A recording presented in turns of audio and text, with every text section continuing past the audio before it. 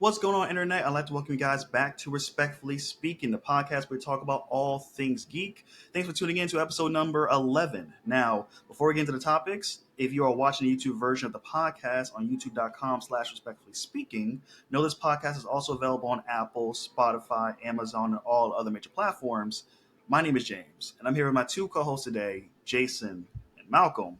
And it's been a second since we recorded an episode, but we are back. Anime season is running wild. We got a lot of news from different fan bases that we'll dive into today. But first, I want to talk about what we're catching up on. So let's start with Jason. What is some animes you've been catching up on? Man, I've been watching anime nonstop. So just this last week, I watched the entire season of Free Ren because I've been waiting. I've been waiting for a while because every time I tried watching it, I was like, I don't feel like watching this because it started off and it's just the whole. If you guys don't know the premise of Free Ren, it starts off with an elf. Just for anyone listening, it starts off with an elf named Free Ren. And essentially, elves live much, much, much longer than humans do. Humans live the usual lifespan that we are used to, but elves can live several thousand years easily. And so Freerin, she's just on this adventure with the essentially a party of heroes who end up defeating the Demon King, right? But the story starts after they finish defeating the Demon King. And so they spent 10 years on a journey together, going through different dungeons, traveling across different lands, working their way all the way up to the Demon King before they actually ended up defeating him. But essentially what happens is after the end of the 10 years, they're like, wow, what a great time. One of them's a dwarf, so he can live 300-ish years. The other two are humans. One was a priest, one was a warrior. And so Himmel, the hero, is one of the warriors. He gets brought up the most out of the party of heroes that defeated the Demon King. And they're like, what are you guys going to do after, now that we're done? Freeman's like, I'm just going to wander around for a couple of decades, just explore. And everyone else is like, what? Where are you going? What's going on here?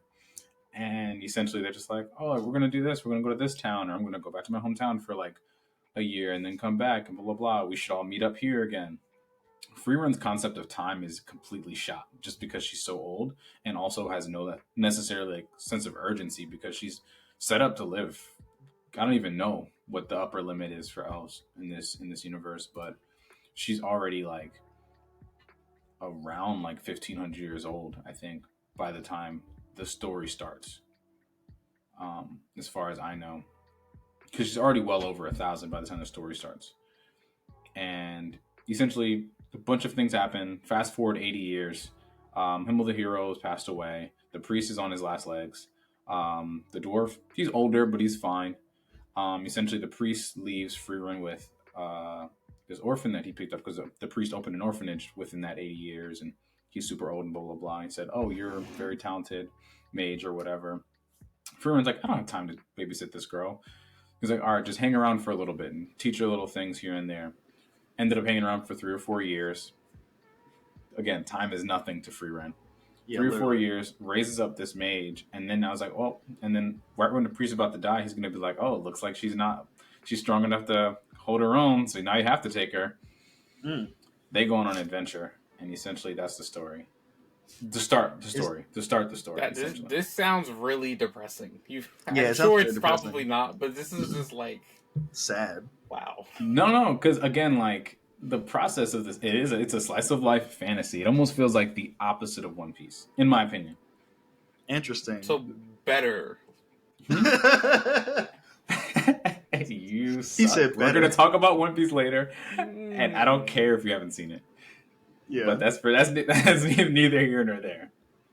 I'm thinking it's the opposite of One Piece in the sense that it's really, really good at slowly piecing together a world and a story. Its power system is super grounded, consistent, and even you know me, I'm a sucker for good storytelling. Everything from everything about what powers are available, what kind of people are in certain areas, what the climate and landscape is and how that ekes into how politics ends up in those worlds, and classes, systems, nobility, not nobility, all of that, right?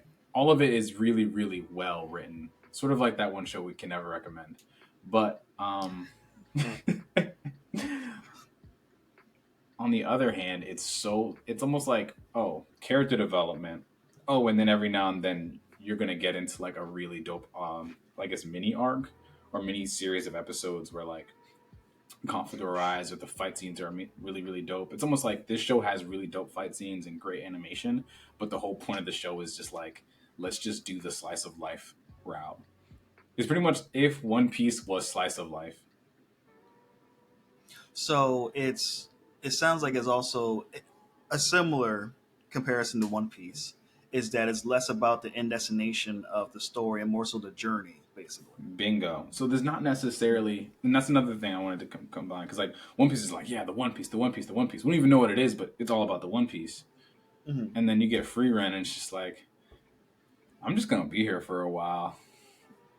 I like finding grimoires and looking up magic and stuff. And I originally really didn't like this show. A lot of people were like, I love this show. I love this show. And I'm like, I feel like this show is for people who, I feel like if you're like one of those hipster vibey, like all I watch is Studio Ghibli, then you're just going to gravitate towards this. Oh, wow. Wow. Nah, I'm serious. I like it, but like, again, like it caters to that audience, people who love the like very ethereal, like well lit, beautifully animated. Everything has like that sharp, gentle touch to it, and everything's super slow and steady. And then you would love this. And gentle, I think and calm, all these. Yep. But when it's not, it's not. So I'm really liking it for that. But I think when I first started, I was like, bro, like this is kind of depressing. I feel like I'm not really in the mood to jump into a fantasy that has to do with what seems to be like an annoyingly aloof elf who lives too long for her own good and has trouble not taking things for granted. And so that was my original, like, I don't really want to watch this. But then as the show progresses, like, oh no, like, of course she would end up that way when she's lived that long and watched people come and go. You know what I mean? Of course she wouldn't even have in her mind to get attached. You know what I mean? And so I think the things that irritated me in the beginning, I ended up playing, like, it all had to be there. I give it like an 8. An 8? Yeah, Wait, is it done? Like season 1's done. Okay. I'm assuming season 2 is gonna come because the story's definitely not finished. But if it stopped, I mean, if season 2 came out, I'll probably do the same thing I did the first time. Wait till the whole thing is done and then watch it, because it's not a show that you like. I kept watching because like the episodes are really good and they're really engaging, but it wasn't giving me like what Solo Leveling is giving me, where it's just like, dang, I can't wait till next Saturday when the next episode drops. Yeah, next week. Yeah. Solo Leveling, I've been watching. I started Egghead. I finally got back on One Piece after a 2-year hiatus off of One Piece. Finally, there you go. I'm halfway through Egghead arc. I caught up to the dub. Don't judge me. I'm busy, and it helped me get past the beginning when I first started rewatching. It helped me get past like me not being in the mood for One Piece because of how slow One Piece can be. But the pacing was great. It was almost like reminiscent of the pacing of the first half of the show, where they were like what it felt like 5 to 7 chapters of content per episode, where even when we had Wano, we'd have a lot of arcs where it's like, it's beautifully animated, it's wonderful, but you could tell I'm getting like 1 chapter of content, maybe a chapter and a half, 2. And like the rehashing conversations over and over and over. And I'm just like, dog, Wano took like almost 3 years to, I think Wano took almost 4 years to air. It did. It was a long behind arc. Yeah. Wano started when I was still in college, bro. Yeah. So now you have Egghead Island now. Egghead Island is definitely short, bro. Yeah. It is absolutely wonderful. I'm loving it. That sounds good. Rewatched the entirety of Hunter x Hunter the last 2 months. What? Yeah. I really haven't been talking to you that much the past 2 months. I know, that's why I called. Wow. Okay. I rewatched the entirety of Hunter x Hunter. I have a lot of thoughts, but we can get into that later. I might bring it up in another episode. Just a lot of things I noticed. Connecting to Naruto, Yu Yu Hakusho, other shows that are, because Hunter x Hunter came out a while ago, but then it got rebuilt in 2011. It did. Yeah. But Hunter x Hunter is like that. Which one did you watch? The 2011 one or the 90s one? Well, 2011 one, because the 90s one didn't get that far. Yeah, that's true. That's true. What's the 2011 one? I did see the beginning of the earlier one, but there's no point in that. Yeah. And Solo Leveling. Daima's just not it right now, but we can talk about that. That's crazy. We'll get to that because I heard a different reception from Dragon Ball fans. But we'll get to that. I'll have my Dragon opinion. Ball fans. No. I love Dragon Ball. I love Dragon Ball so much. I cannot possibly like Super. Wow, he said I can't. That's a whole topic right there. So. Argument. I've been on this. I've stayed on this soapbox every time. I think.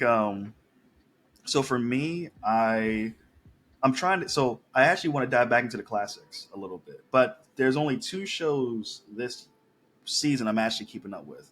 That's Solo Leveling, because I already read the manhwa, and I'm like, animation, I like it. A lot of people were worried when Solo Leveling was coming out because it didn't seem like it was gonna get the same Demon Slayer treatment, because Solo Leveling is, in my opinion, like a really it's a battle shonen, right? It's very action heavy, right?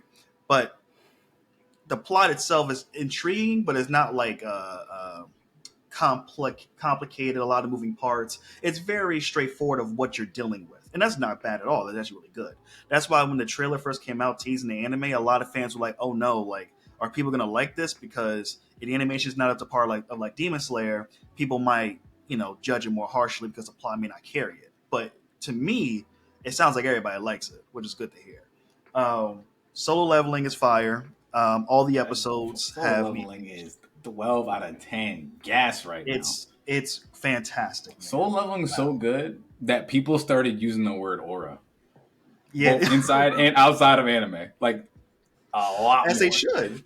It is so good that aura farming is now a common term. Yes. In like online discourse about characters. Yes. As it should be, because man, this not even Gojo did that. Yeah, not even Gojo did that. And Gojo's the GOAT. He is. But Solo Leveling is just something else, man. It kind of really just dives deep into what I love about the genre so much, basically. I'm excited to see how they adapt certain stuff in the future. But besides Solo Leveling. No, we don't have to talk about Solo Leveling, man. We're going to talk about it. We can talk about it. We can talk about it if you want to talk about it. I don't. Well, Malcolm, do you ever plan to watch Solo Leveling? No, I'm not going to say anything. Oh, you don't? Wow. I do not he has no plan. Malcolm, what genre will work for you? All right, let me tell you what happens in the beginning. Ironically, I got the light novel like 3 years ago, and I was like, I've not read it. Really? Wow. Yeah. Wow. So this isn't necessarily anything you have against it. You just don't feel like it. I don't care at this point. All right. Let me say this. Let me just say this. Do you want to know what happens in the beginning at least? Sure. Tell me. I think I. Yeah, do you want to? What do you want to? Yeah. No, you go ahead. Tell me. Story starts off. What do you know about Solo Leveling? I won't spoil it. I know that it's a guy. He needs to level up solely. Solo. You don't know jack about level up Solo. I don't know that much. I don't know enough to say much. This is like a reverse isekai. Instead of getting summoned to a world of monsters and fantasy, portals are opening up in the world that we know. But in the process, certain individuals are awakening at different levels with certain levels of abilities. But the thing is, once you awaken the level of ability that you have, you're stuck there. So all you can do is take the power and potential that you have in that moment and just hone it and train it. But you never necessarily get stronger. Magical wise. So some people are like assassin build, some people are like, necromancy, blah, blah, blah. All the different types of ways that you could use this, I guess, energy. Some people have a propensity towards healing magic, some people have summoning magic, whatever. But nobody can level up. What you have is what you have. And then there's this myth of an idea of some people could reawaken, but never really happen. Show starts off, they're talking about this guy. He said, oh, you're an E rank. They'll show up to like a D rank gate because they rank the gates the portals that open up. There's an association that exists that literally like manages these. Being a hunter is an occupation. You get paid for it depending on like the levels of the gates, whatever. And essentially they show up. There's this guy, obviously he's a hunter, but he's E rank. Why is he a hunter? Because his mom's in the hospital and he's trying to put his sister through school. and pay her hospital bills. So he's just a good guy. Good guy syndrome, right? We've seen it. They go into they go into the gate, bunch of G rank, some C ranks there. They're just like, oh, like Mr. E rank's here. Oh, we know it's about to be an easy, because if he shows up, then we gonna be fine. Because if he even can survive this, then it's cake. So everyone goes in the dungeon. Some goblins show up, other monsters show up. Everybody's just mowing through them. He's just sitting there fighting for his life. Gets like stabbed. He's about to bleed out. The healer gets him. He's like, come on, you need to stay in the back and just hold our bags, Jinwoo. We don't want you to die, Jinwoo. Fast forward, the gate closes before it's supposed to. Turns out it's not like a D rank gate. It turns out it's a much stronger gate. Random trials start happening. I'm not gonna like go into it. People start dying left and right. Essentially you have to like, it's like words written somewhere and essentially giving you hints to like how to like survive this thing. And essentially Jinwoo's like big brain activity, like figuring out all of it. But some people are listening to him, some people aren't. One dude literally is like, I'm the fastest out here. I'm gonna just like race back to the gate and get out of here. He starts running. My man gets blitzed. All you see is smoke and shoes. Like, like that's it, bro. Like it went from like, oh, this is a cool fantasy anime to the level of jarring like first episode like shock that you got when Attack on Titan came out way back in the day. So I'm like, whoa, this is for real. End of episode. Next episode starts. You continue the dungeon. Long story short, he has the ability to level up, but that's only after barely surviving and being the last one in there, because everyone literally abandons him. It truly is like solo leveling is like, what if our world had RPG elements? That's basically what it is. Basically. But only for him. Level up. Only for him. Yeah, basically only for him. Everyone else is stuck. What Jason brought up is what's so interesting about this story, especially how it develops further, is that the association assigns the letter grade for all of these gates, right? But sometimes the grades are actually misleading, whether purposely or on accident, whatever, but that is sometimes misguided. And so it leads to some incredible tense moments when you have a character or characters in a dungeon or a gate or whatever, and it all stuff breaks loose. Everything just goes wild. And also too, like the development of what's his name, Jinwoo, Jason. Mm-hmm. Jinwoo is pretty enticing. I think that it's a simple motivation about his mom, but then at the same time, just like the world itself gets so interesting. Like I compare it a little bit to the association has similarities to how My Hero Academia's hero system is kind of set up in a way where you have people from like different countries and different abilities and all this other stuff that might join in, might not, or whatever stuff. And then people with certain powers become famous or blah blah blah. Like S ranks are a big deal. They said like only 7 or 8 have ever awakened in Korea at that point. Yeah, like 8 or 9. Yeah, yeah, something like that, right? And so like the story, even the politics is starting to be built around this power system. And again, you know how I love when power systems aren't just power systems, when they integrate themselves in the story, and then the story and they go back and forth and build each other to make a really believable world. But I think all of the heady stuff out of the way, Solo Leveling is a show about an overpowered MC that doesn't feel corny. Yes. It's not giving you Sword Art Online vibes. It's not giving you any of that. It's a true power fantasy. Yeah, it's like the anime Overlord. Never seen it. Never seen it? Well, it's the same type of premise. OP player goes into another world. He's like a boss. There was another good. Yeah, it's good. It had a whole movie. It had like 2 movies. Have you seen it, Malcolm? I saw like the first 2 or 3 episodes way back. I forget even why. Did you ever finish Tanya the Evil? No. I've been dead for the past 3 months. You're lucky I'm even like here. This dude. What was some other power? You got logged on. Mm-hmm. I love y'all, and I'm happy to be here. But like, that's valid. It's been the most stressful 3 months of my life somehow. I hear you, man. But the Misfit of Demon King Academy. That's another power fantasy one. A demon king who's like, hey, you know what? I'm bored. I'm gonna go to school. I think that was a premise. I might be wrong. I Someone gotta in the add comments tell me if I'm wrong. Overlord to my watch list then. Cool. Dude, Overlord I'll is good. finish that Overlord's in 2 fire. weeks. Yeah, It'll probably be less than that. You'll go by quick. No, you know what it is? Because I started watching anime on my phone. Because I used to really just At like work? only watch TV on my TV, and so that mean I really only watch TV once or twice a week at most. Because like Yeah. you're not gonna have the time to sit down, everything else is done. But then being able to just like have it on while you're just going through a lot of tasks, like you're waiting in line, stuck in traffic, like literally anything. That's why So I watched Dub. now, yeah. What I will admit, like Dub has came in clutch, especially when I'm watching it at work, because I have a lot. I have all my shows down. Be quiet. My boss don't know about it. But they're cool too, as long as I get my work done.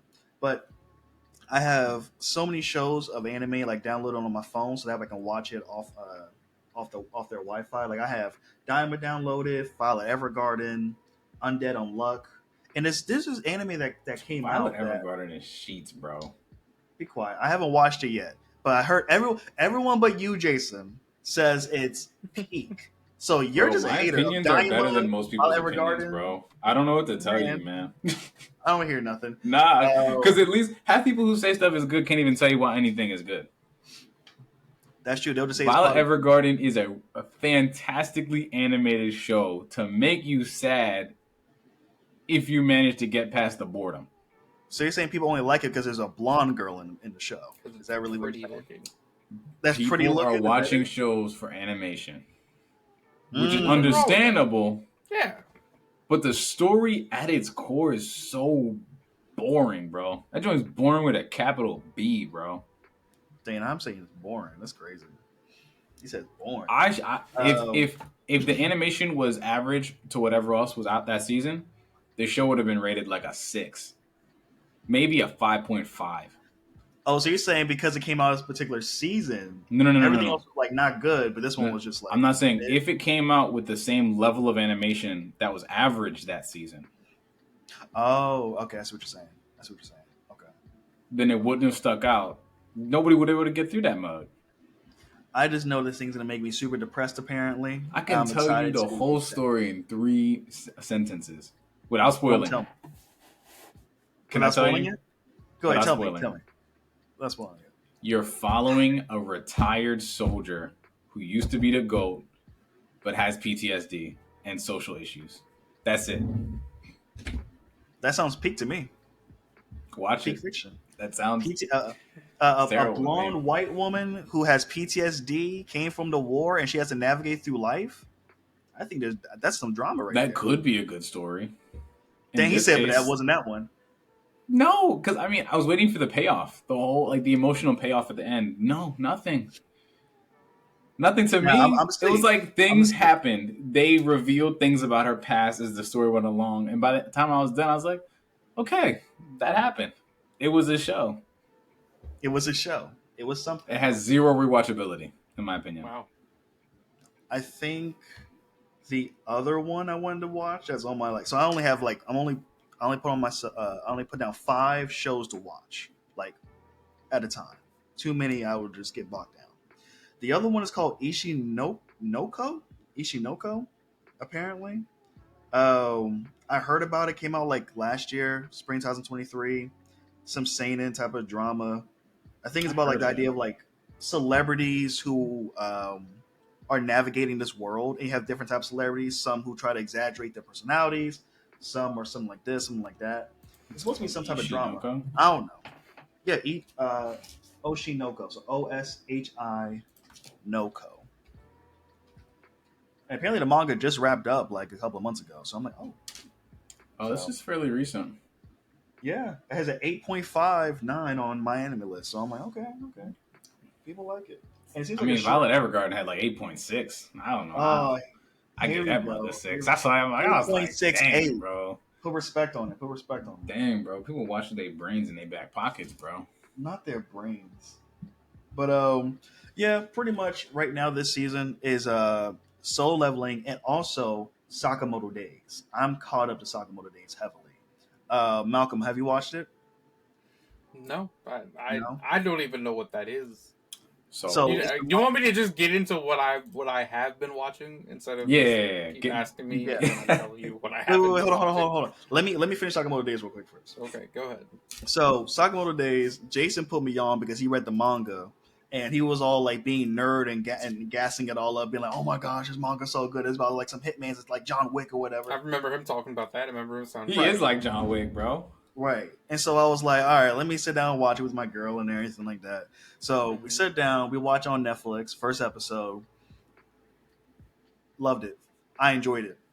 It's like it's Hitman, but also has a good balance of comedy to it that I wasn't expecting in a way. I don't know what I was expecting from Sakamoto Days, but what I got, I'm highly enjoying it. My girl likes it. I think she wishes, and I feel like in the back of her head, she wishes it was a little bit more serious with its stuff. Oh, but we'll get there.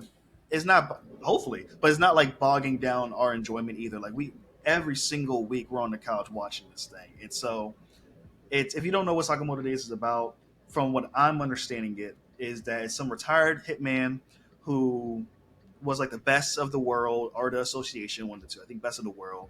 He Best of the best. stumbled upon best of the best.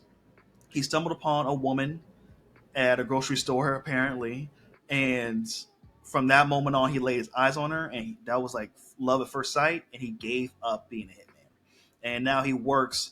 He has his own convenience store with himself, and and he just tries to not fight or do assassin work anymore. But apparently, he left without permission from the association. So now the association's like, hold on now, dog. You can't be doing this.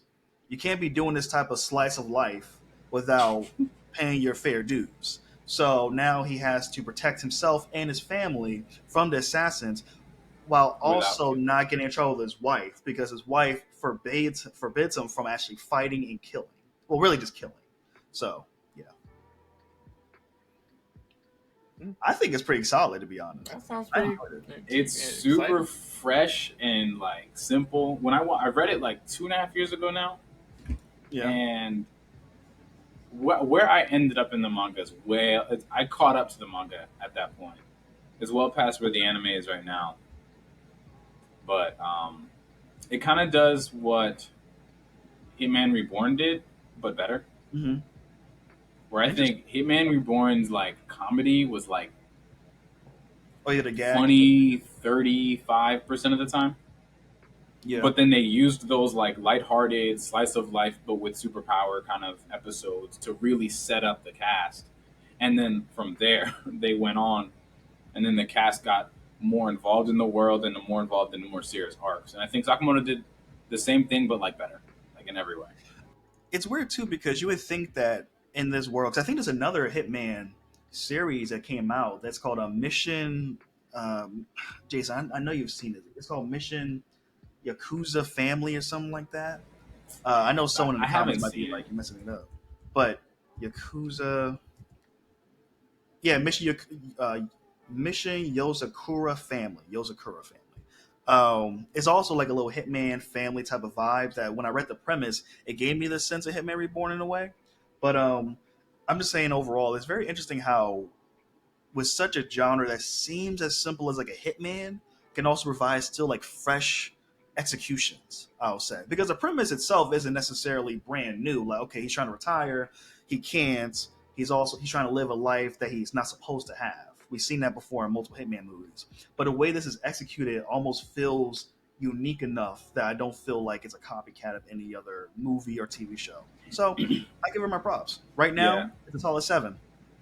While I was reading it, I kept thinking to myself, especially when the fights got more and more complex and intricate, I was like, this is so good right now. This, if the right person animates it and the right person is directing it, is going to be straight flames. Yeah. But you're not even there yet. No. I have no clue what he's talking about. I'm excited to see what's happening. Yeah. That's me. I think that's the main reason why I haven't been on it. Like, I only saw the first 2 episodes so far. Just because I know I've read it all. Same thing with, like, Chainsaw Man. Chainsaw Man was, like, an absolutely amazing show, but then I ended up reading the entire manga. I think that's happened to me now where I'm starting to actually not read as much manga as I used to.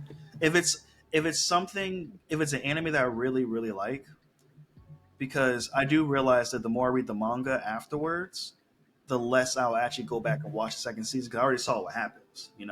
That's why I'm trying to be very careful with Dandadan, because Dandadan I really could be like caught up to the whole manga right now, but then you might not watch the anime. Yeah, and it's not that like, oh, the manga is like superior than the anime, or the anime is just boring or whatever. It's more so the fact of like, when you have such a busy life and you have so many things you want to do, you kind of focus on the stuff that you need to actually accomplish first. But if I already read Dandadan already, then it's like, I'm not gonna. I could rather put that time elsewhere, so I don't want to do that. So I'm being more careful. Because I mean, tuning in, I think it's the same reason why I didn't read the manga for Attack on Titan, even though it had been finished for a while. It's just because you'd rather, watch it. I could read the Hajime no Ippo manga, but I 10,000% rather watch it. Dr. Stone, any of y'all cats watching that? Well, actually, no. Before we continue, Malcolm, what are you watching? Because we kind of went past Solo Leveling and Sakamoto Days, and then you had the. Yeah.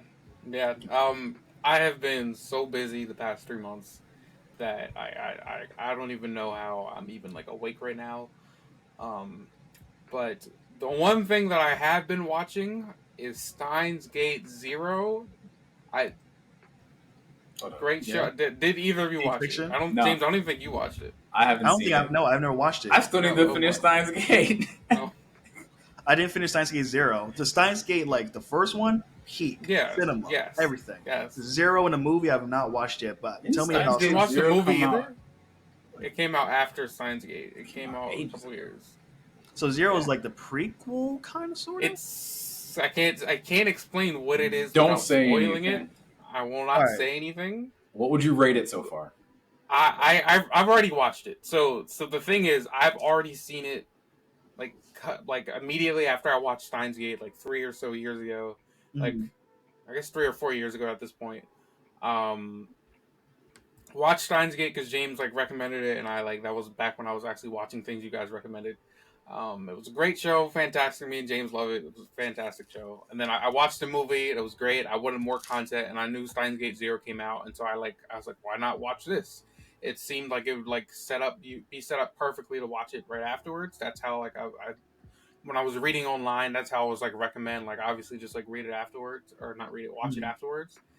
And it just picked up right where not story wise, but entertainment wise for me, it picked up right where Steins Gate left off in terms of I think it's just continuation of peak. I almost want to say it's a 10 out of 10 just because I feel like it's consistently great.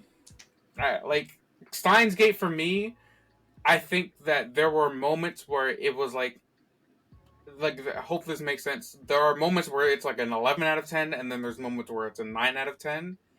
And so, for me, that, evens out that it's, a 10 out of 10. That's just, speaking hyperbolically.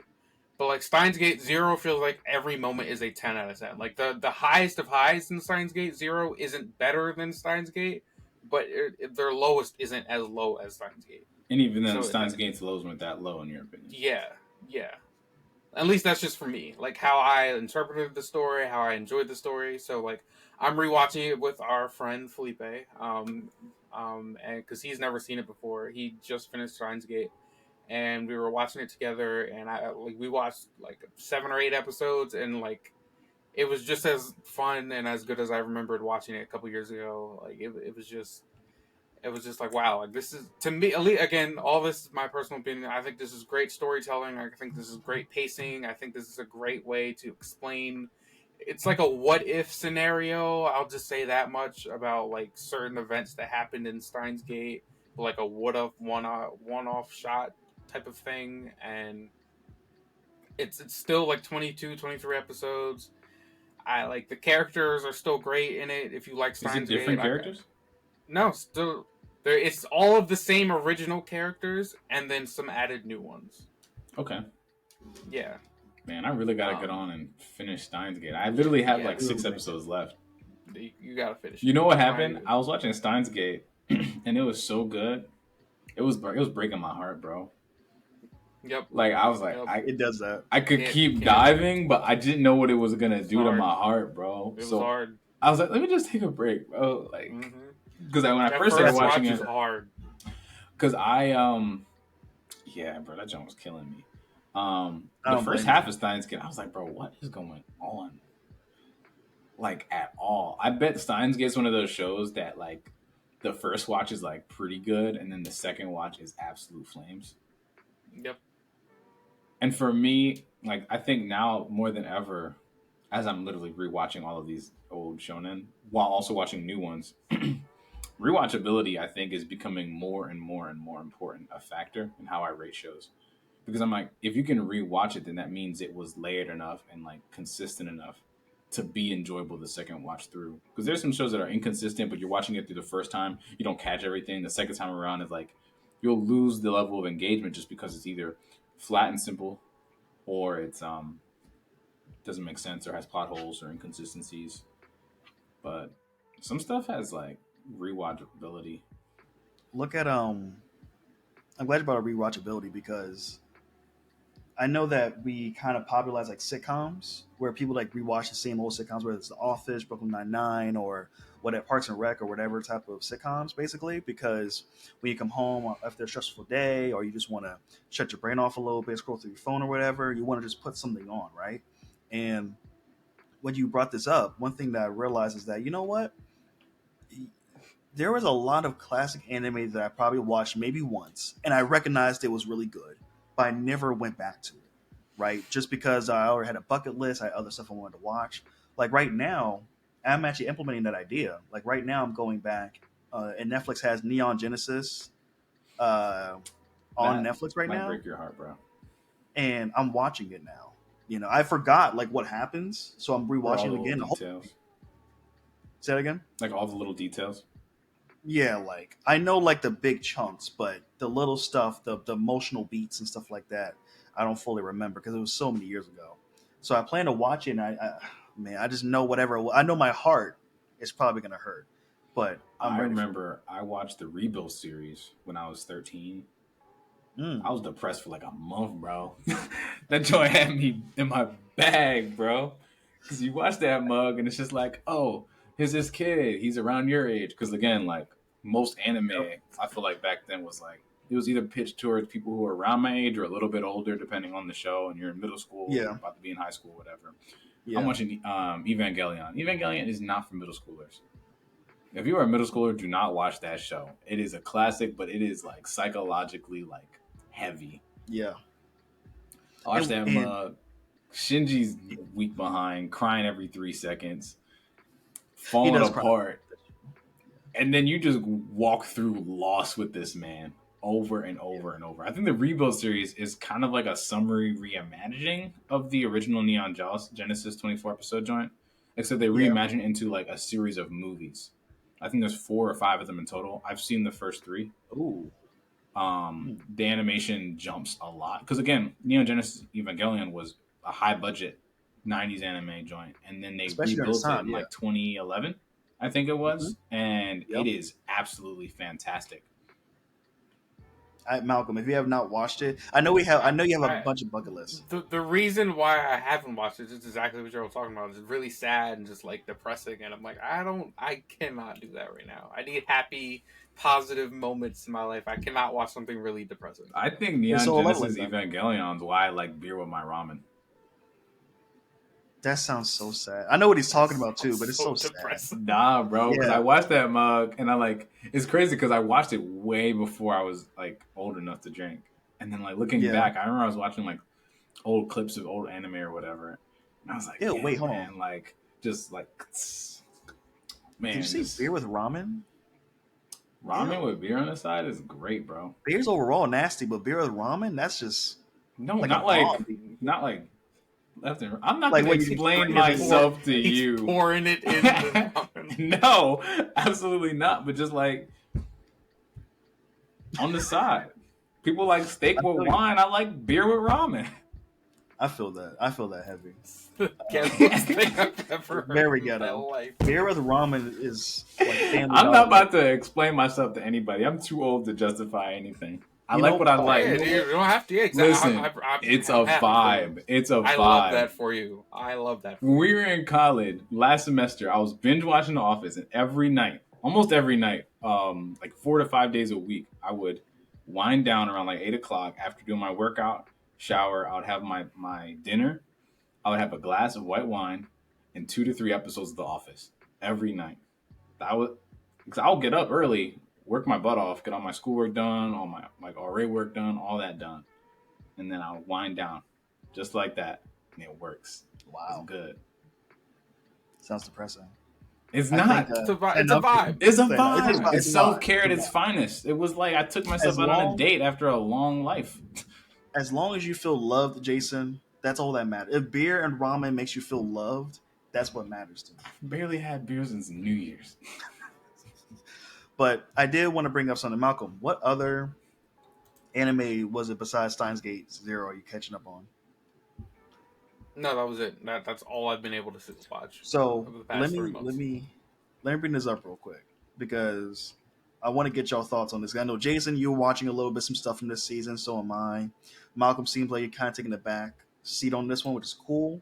Yeah. But you do know a particular anime that you like a lot that's on this ranking. So for winter anime, they have. I think we're currently in week 9, so they're polling a lot of their fans to poll like the ranking of these shows, right? Mm-hmm. So they're showing the top 10. If I can find it right here, here we go. The top 10. So at number 1, we have Ray Zero. Number 2, we have that thing that I've never heard of before, tying the knot with an Amagami sister. Jason, do you know what this is? I've Because you're an never heard of expert it, in bro. anime. I've Are you sure? never You're heard of it. Nah, I don't know I'm what that almost is. glad I haven't heard of it. That sounds sus, bro. But hey, I want you guys to notice this too. On the right is how far they jumped from the previous week's ranking to the current week. So if you look, Ray Zero stayed number 1 from last week and this week. Thus, tying the knot with an Amagami sister came from outside of the top 10 to number 2 in 1 week. What the heck happened in this Was it anime? just like They one of gave it them a couple of episodes that spots. was so good that made everything else before make sense type situation? Must be like there must be some big reveal like, oh man, the Amagami sister And is is this for also like like fall of 24 question mark? this Why? is winter Because winter is 2025. is so ReZero counts in winter 25 because it started in Yep. 24.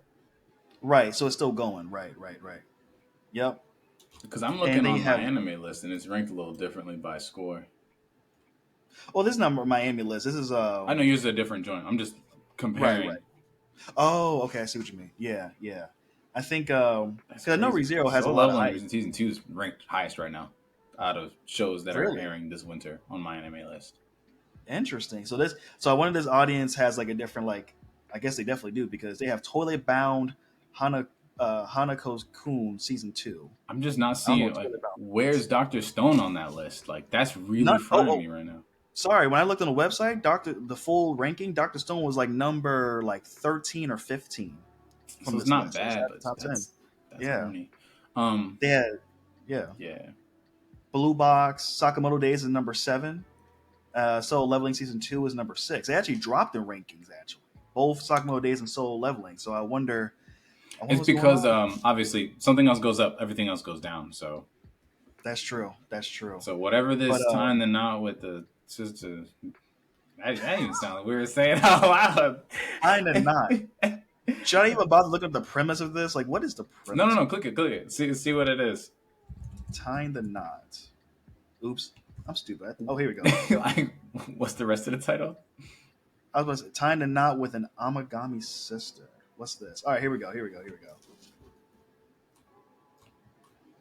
Boom. All right, hold on. Let me. So the series follows Kamahate, a high school student who is aiming to pass entrance exams to the. Jason, you read. I can't read. I'm looking it up. Can't read. How did you get a degree?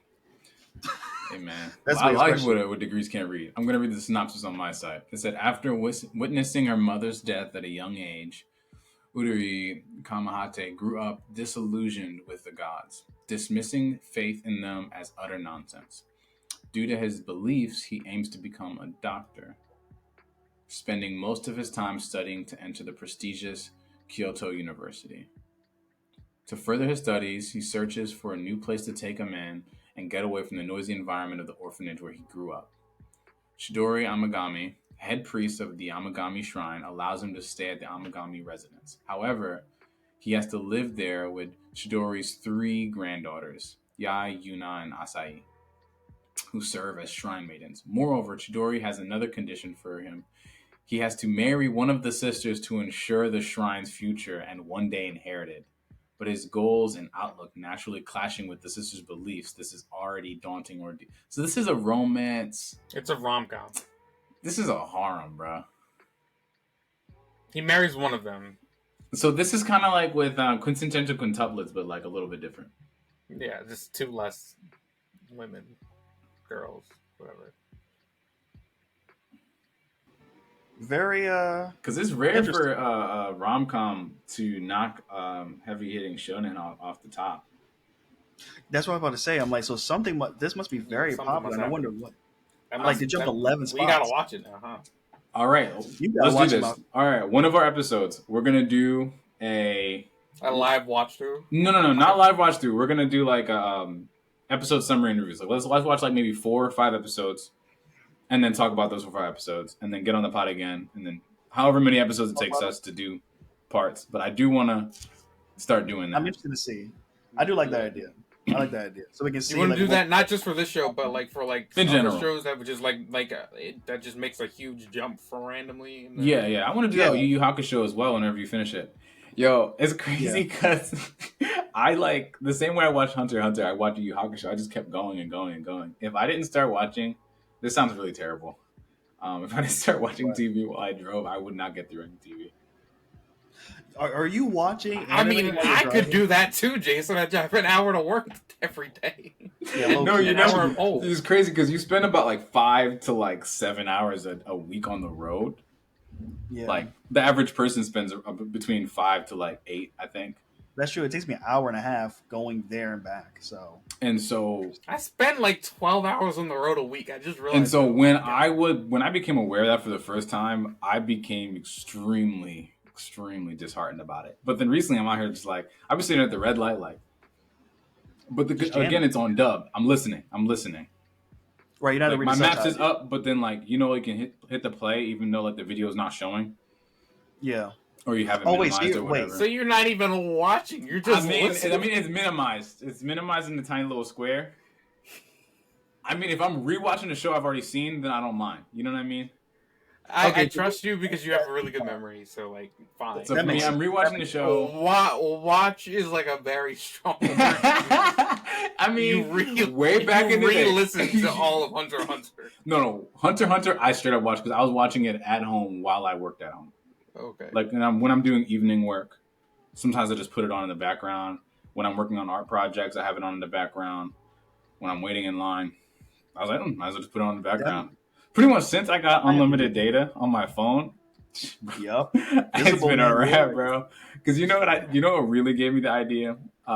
Way back in the day, cats would be sitting there listening to stories on the radio, and I was like, that's true. Especially them old 90s animes, because them cats just be telling you everything they doing. They be sitting there like, oh no, Goku just got taken down. And I'm like, oh, I guess Goku just got taken down. Yeah. I think, funny enough, I know Netflix said that they're trying to do that now with their movies now. They want writers who say, like, very often throughout the TV episodes and, like, movies, what the characters are doing. Like, if they're going to the refrigerator, there's a term for it. Or laziness. No. I saw a video on it recently. There's a term for like the type of TV that Netflix is doing. It's like stuff that you can watch without paying attention, but retain all the information. And so it essentially makes it so it's never going to get better than like high C tier kind of content, but it's very easy to watch for most people, but easy to have in the background. It's really designed for the fact that we all have like ADHD. Yeah, 100%. It is awful, but it's keeping their numbers up and keeping people with their subscriptions because, if I'm still watching every day, then I keep my subscription. So it's kind of working as much as I don't like what Netflix is doing with raising the prices for everything every 3 seconds. the way they increase their prices is so annoying. It's They're like, even differentiating between 4K and HD and like different yeah, tiered membership levels, and I'm like, you got to be kidding me. yeah, it's annoying. I don't But know. Crap, I that's was trying neither here nor there. I mainly watch Crunchyroll anyway these days. facts. But I would definitely, I probably won't try the idea of watching anime while driving. If I it mean, is, I'm it'll not probably saying all right. It sounds I know you're not. I terrible. know you're not saying I it. was like Because it is. listening. I was listening. Like I'm saying, I was Yeah, listening just so you know. Like I am not being an unsafe person. I right. just have it on, and And only for since you've dub. seen it That's why I'm before, watching dubs only. And then if it's right, ever like, dang, I'm missing something, I'll just pause it and switch to a book, an audio book. makes sense. Like if it's Yeah, ever a show, like because like Free Rent is mostly dialogue, bro. Like it's like 60% slice of life dialogue. I don't have to really just watch it for real. yappers. But then when they're in the middle of like a battle with demons or something, I'm like, all right, let me pause it. I'm gonna watch this later tonight, Yeah, watch later. and Watch then I'll later. just switch to one of my podcasts or something. All right. Yeah, I'm not unsafe. I'm telling you guys. you're not. Just I'm Jason's not a even very worried about being unsafe. I'm more so just like, wow, you're like burning not through even shows. watching. I'm watching Just it, bro. listen. I'm watching because it's minimized in the bottom of the square. To be So honest, are with you your guys, eyes on the square or on the road? On the red lights, they're on the square, and on the green yeah, lights, it's bumper to it's on the bumper. road. Exactly. I don't even be missing potholes, bro. Like I'm good. See, perfect. Mm. Um, Don't worry I about did me, want to. bro. I did want to say something too, Jason. Are you watching Daima while you're driving? Absolutely not. It's all sub. I can't watch it. Perfect. Okay, I'm glad. How'd you feel about Daima so far? Diamond's very mid, bro. Don't go spoilers. I mean, you kind of can't because I already know all the big stuff. Malcolm doesn't care about Dragon Ball whatsoever because he's a lame. But So Goku wins, right? Right. I haven't watched since episode 11, but I know almost everything that happens except for what happened in the last episode. I don't know what happened in the last two episodes. how many episodes? I think there's like 24, 25 out now. Oh, see, because you're like halfway behind, basically. Yeah, but then between Instagram and one of my coworkers, he watches it as well, and we'll talk about it. And then obviously, spoiler alert, when Vegeta gets his Super Saiyan 3, that's when like I kind of gave up on like protecting myself from spoilers because at this point I'm like, all right, bet they're doing the thing. I like it. I like Daima enough, right? I think it's way better, like story wise. It's more cohesive in my opinion than Super is.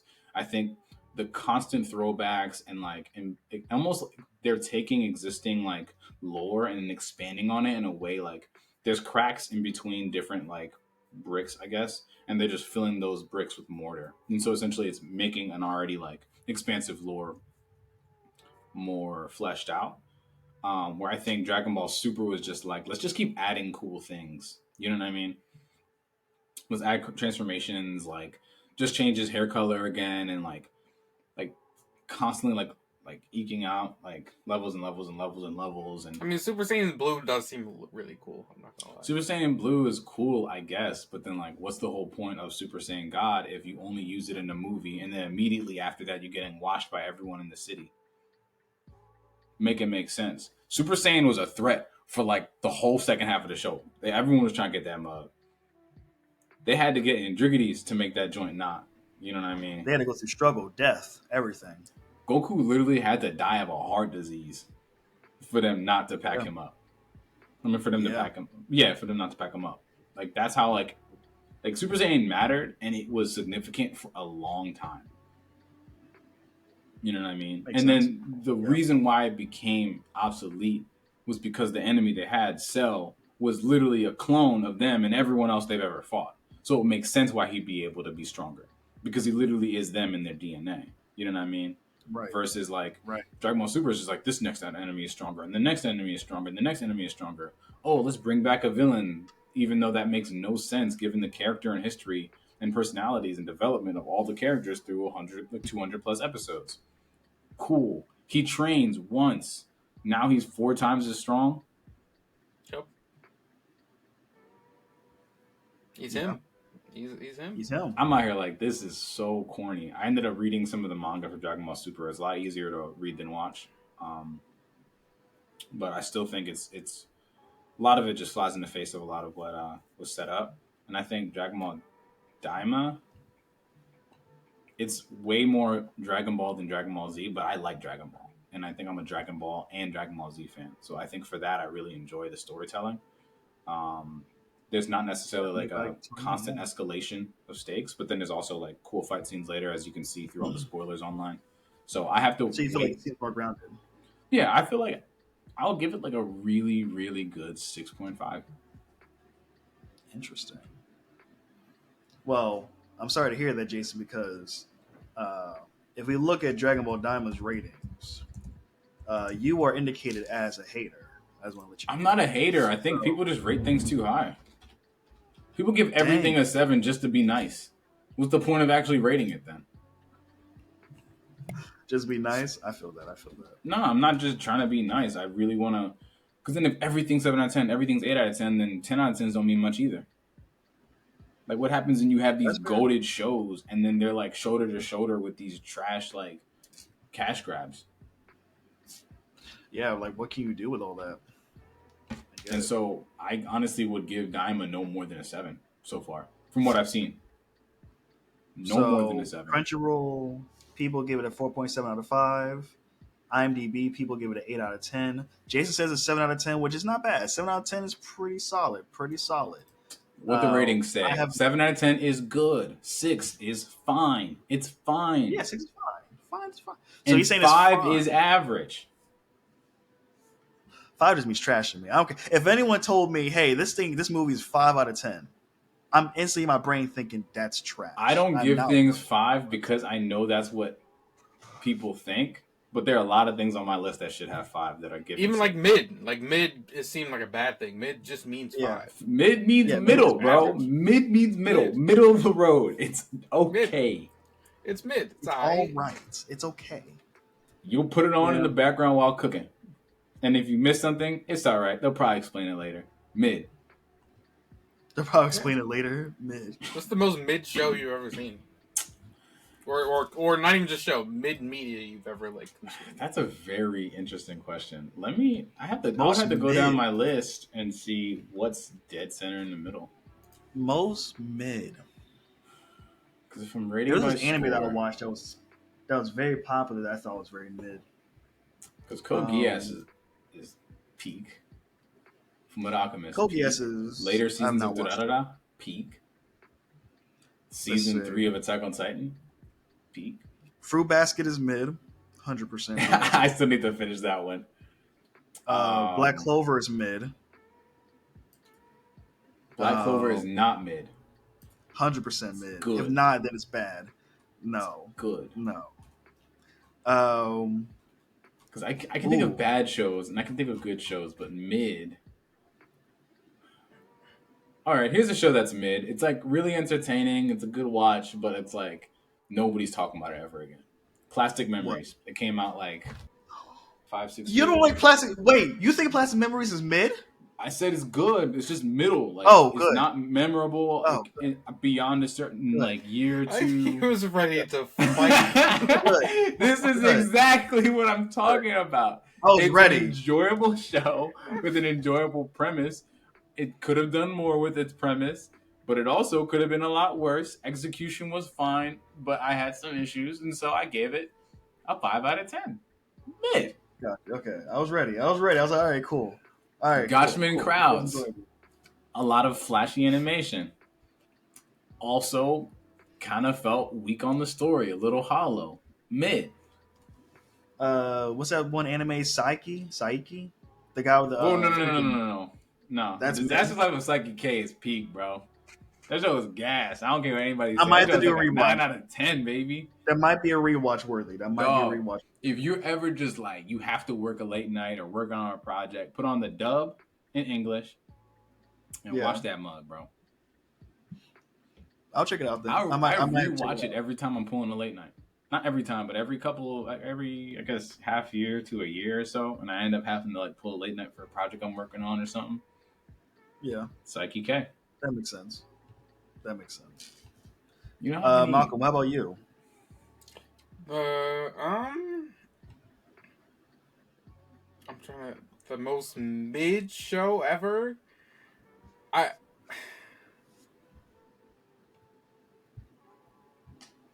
don't know. Or like media. I'm trying to think.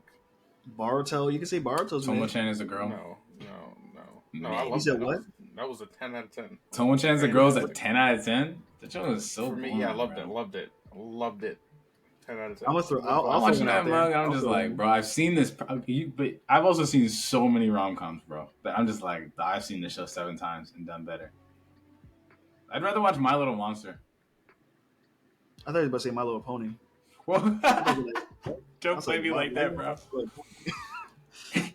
What's that? What's our rom-com horror? Who? Yasuke, that one black samurai show. Yeah. I would say that that's was mid. just trash. That's not even mid. You thought it was mid? Yeah, because the As a animation black was man? cool, and the first half of the show seemed compelling, and then they just switched the vibe to this weird magic mecha thing, and then she was a Mary Sue who had all the powers to do everything without any training. He said Mary Sue. You know what he be watching. You know who he be listening to. He said Mary Sue. I don't Which know you're what not wrong talking though. about. It's definitely Mary Sue. She had Um, super OP plot armor. Tenju Tenj is a really enjoyable mid show. Ben 10's mid. Tenju Tenj. Ben 10 Say- is not mid. Ben 10 is a classic. Oh, I'm sorry. Can we talk about Malcolm? We can't show it because they took it down. Malcolm, and Jason, did you guys hear about the Powerpuff trailer leak? I did see that mug. Yeah. That junk looks. I thought it was fake, bro. God, man. No, it was I thought it real was because I remember they fake. were shooting it, and they had JoJo Mojo as a white man and a white boy. Make it make sense. Malcolm, did you hold on? Oh, I can't because they might take down the video because they're swiping out all videos and everything.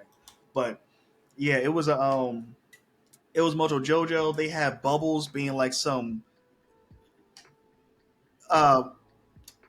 Starfire from the live action Titan show. That's how basically on the street doing stuff basically.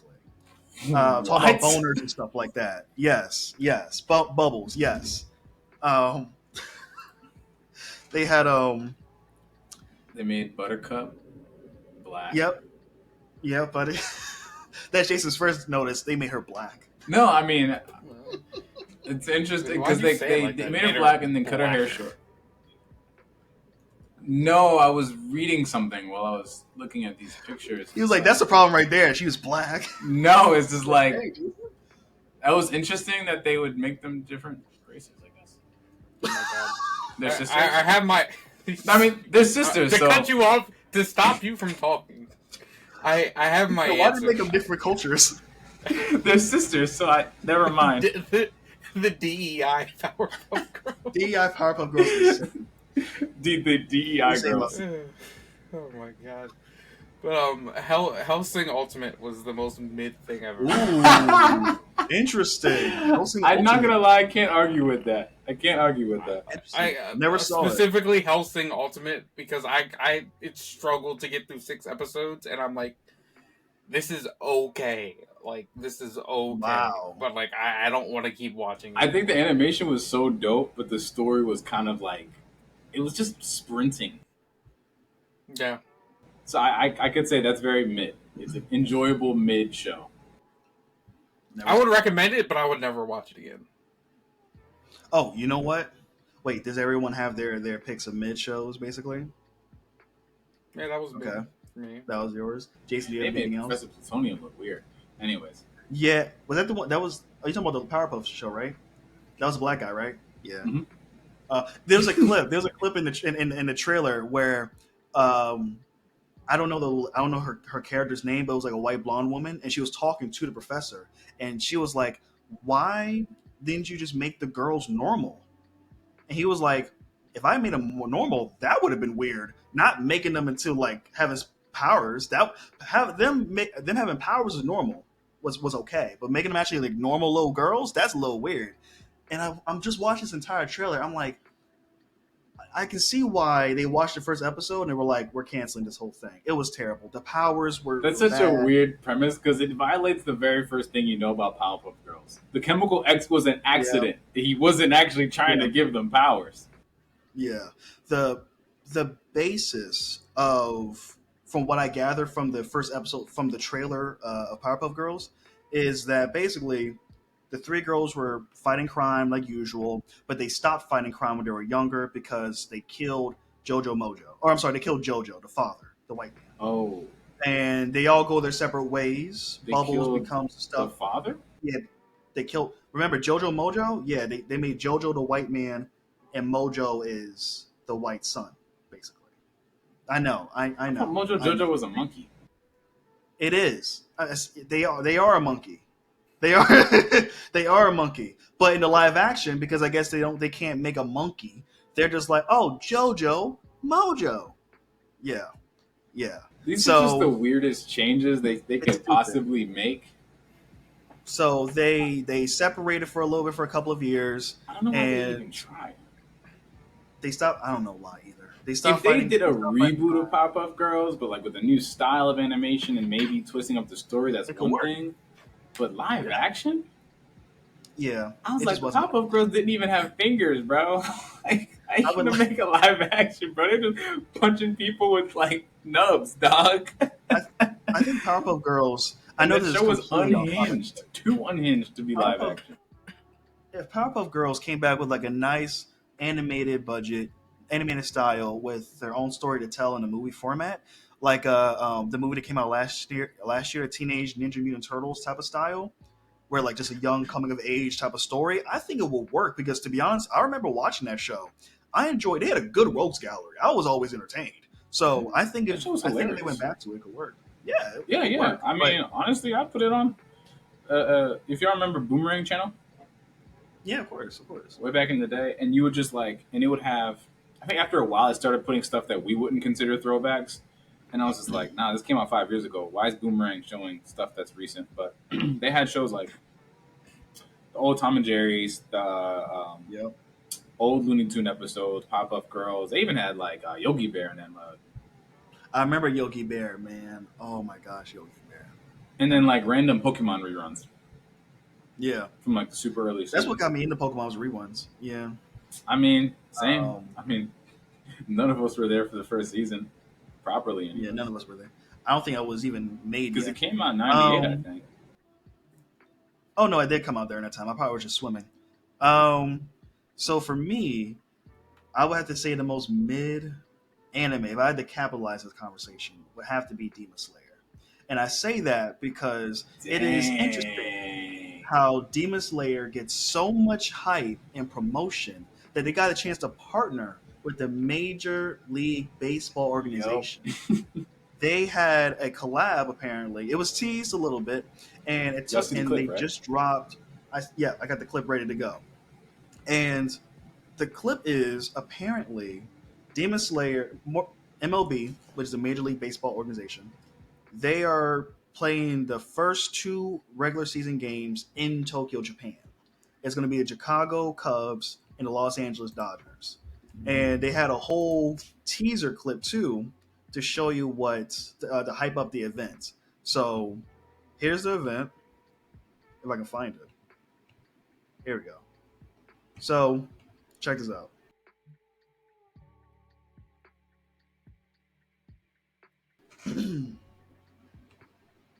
So Jason, you put this in the chat. Oops, audio.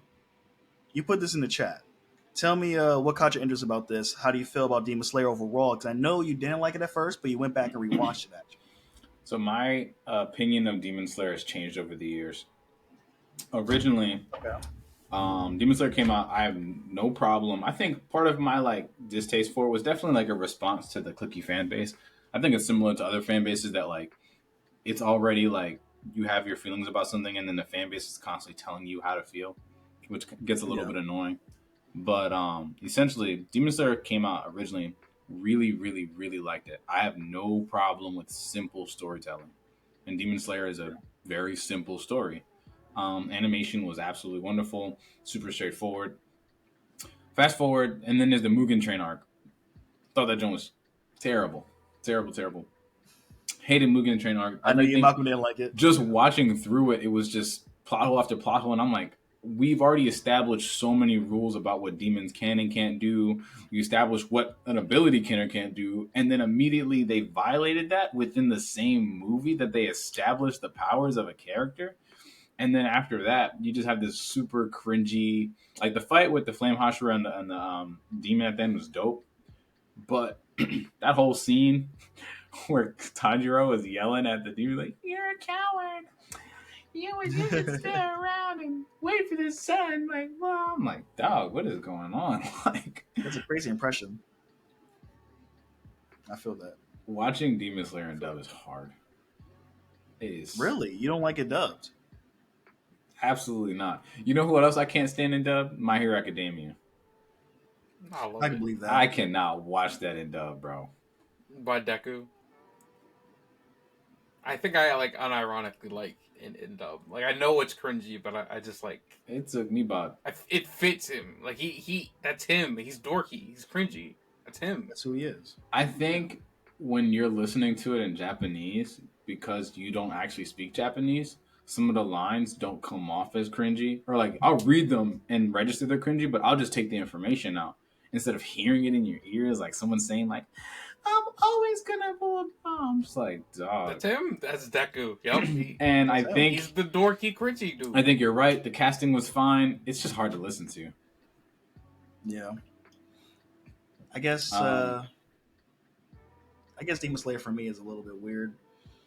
I will rewatch it because I talked to you guys about it because I saw that the movie is officially announced to come out in September, and it's going to be apparently a trilogy. This is the first of the trilogy, so I think for me, I'm probably gonna rewatch season 2.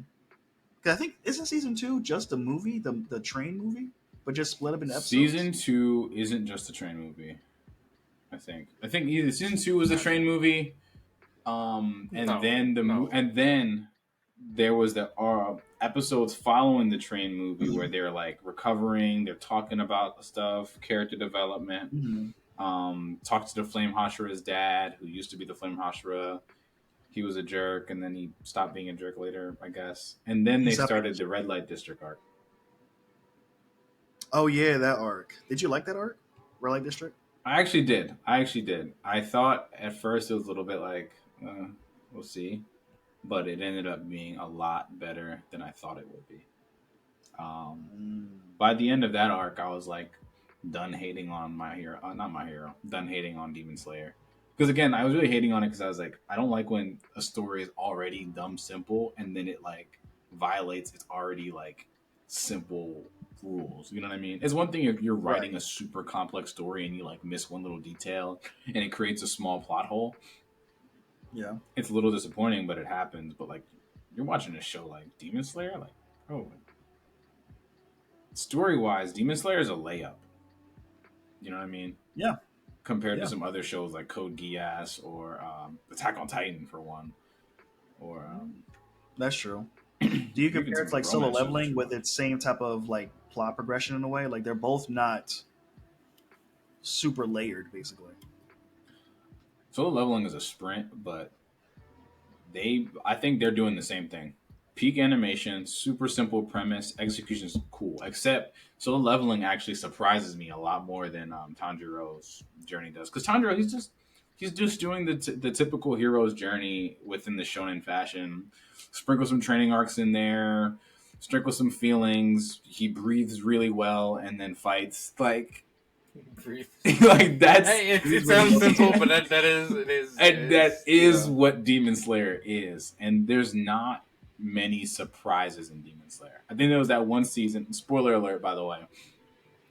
Towards the end of this was following the Red Light District arc, and it was the they were in that town to get the new sword or something like that, and when Nezuko almost died, that scene, that joint got me. I was like, dang, bro. That's emotional scene right there. This video is very fire, by the way. Just you know. Yeah, Major League Baseball with his animations looks cool, but as cool as it is, it also looks silly because real life baseball is one of the most boring things I've ever seen in my entire life. Jason doesn't know how to have fun.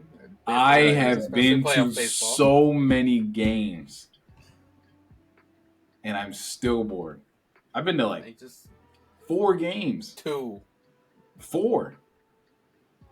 You been to 4 games? Yes, they keep inviting me out to these workouts. Come on, it'll be cool. He's be bored out of his mind. I'm out here Jason like, does not care about baseball. Because the Orioles aren't actually a good team. It's okay. That's true. They are bad. That's true. Now, Phillies are also bad too, but we don't talk about them. Yeah, we don't want to talk about that. I don't talk about that. Yeah, we don't talk about them at all. No. damn, But- bro. Yeah. Next question. No. Humor me. What's up? We talked about favorite mid. What's your favorite trash anime? Like a show that you know is not a good anime, but you really enjoy it. Domestic Girlfriend. Easy. Jeez. It was the most toxic love triangle between a teacher, their student, and I never a third person. It came out the same time as Rent a Girlfriend, I believe. And I hate Rent a Girlfriend with a burning passion. I'm sure you do, man. You kept watching it though. No. You kept watching it. I finished season 1 and I was appalled that you recommended it. Because I don't like dropping anime. If I can help it, I won't drop a show. If I start it, I'll finish it. At least the season. You know what I mean? Yeah. Oh, that's right. I'm sorry. I completely messed up the premise of Domestic Girlfriend. So, here's a premise.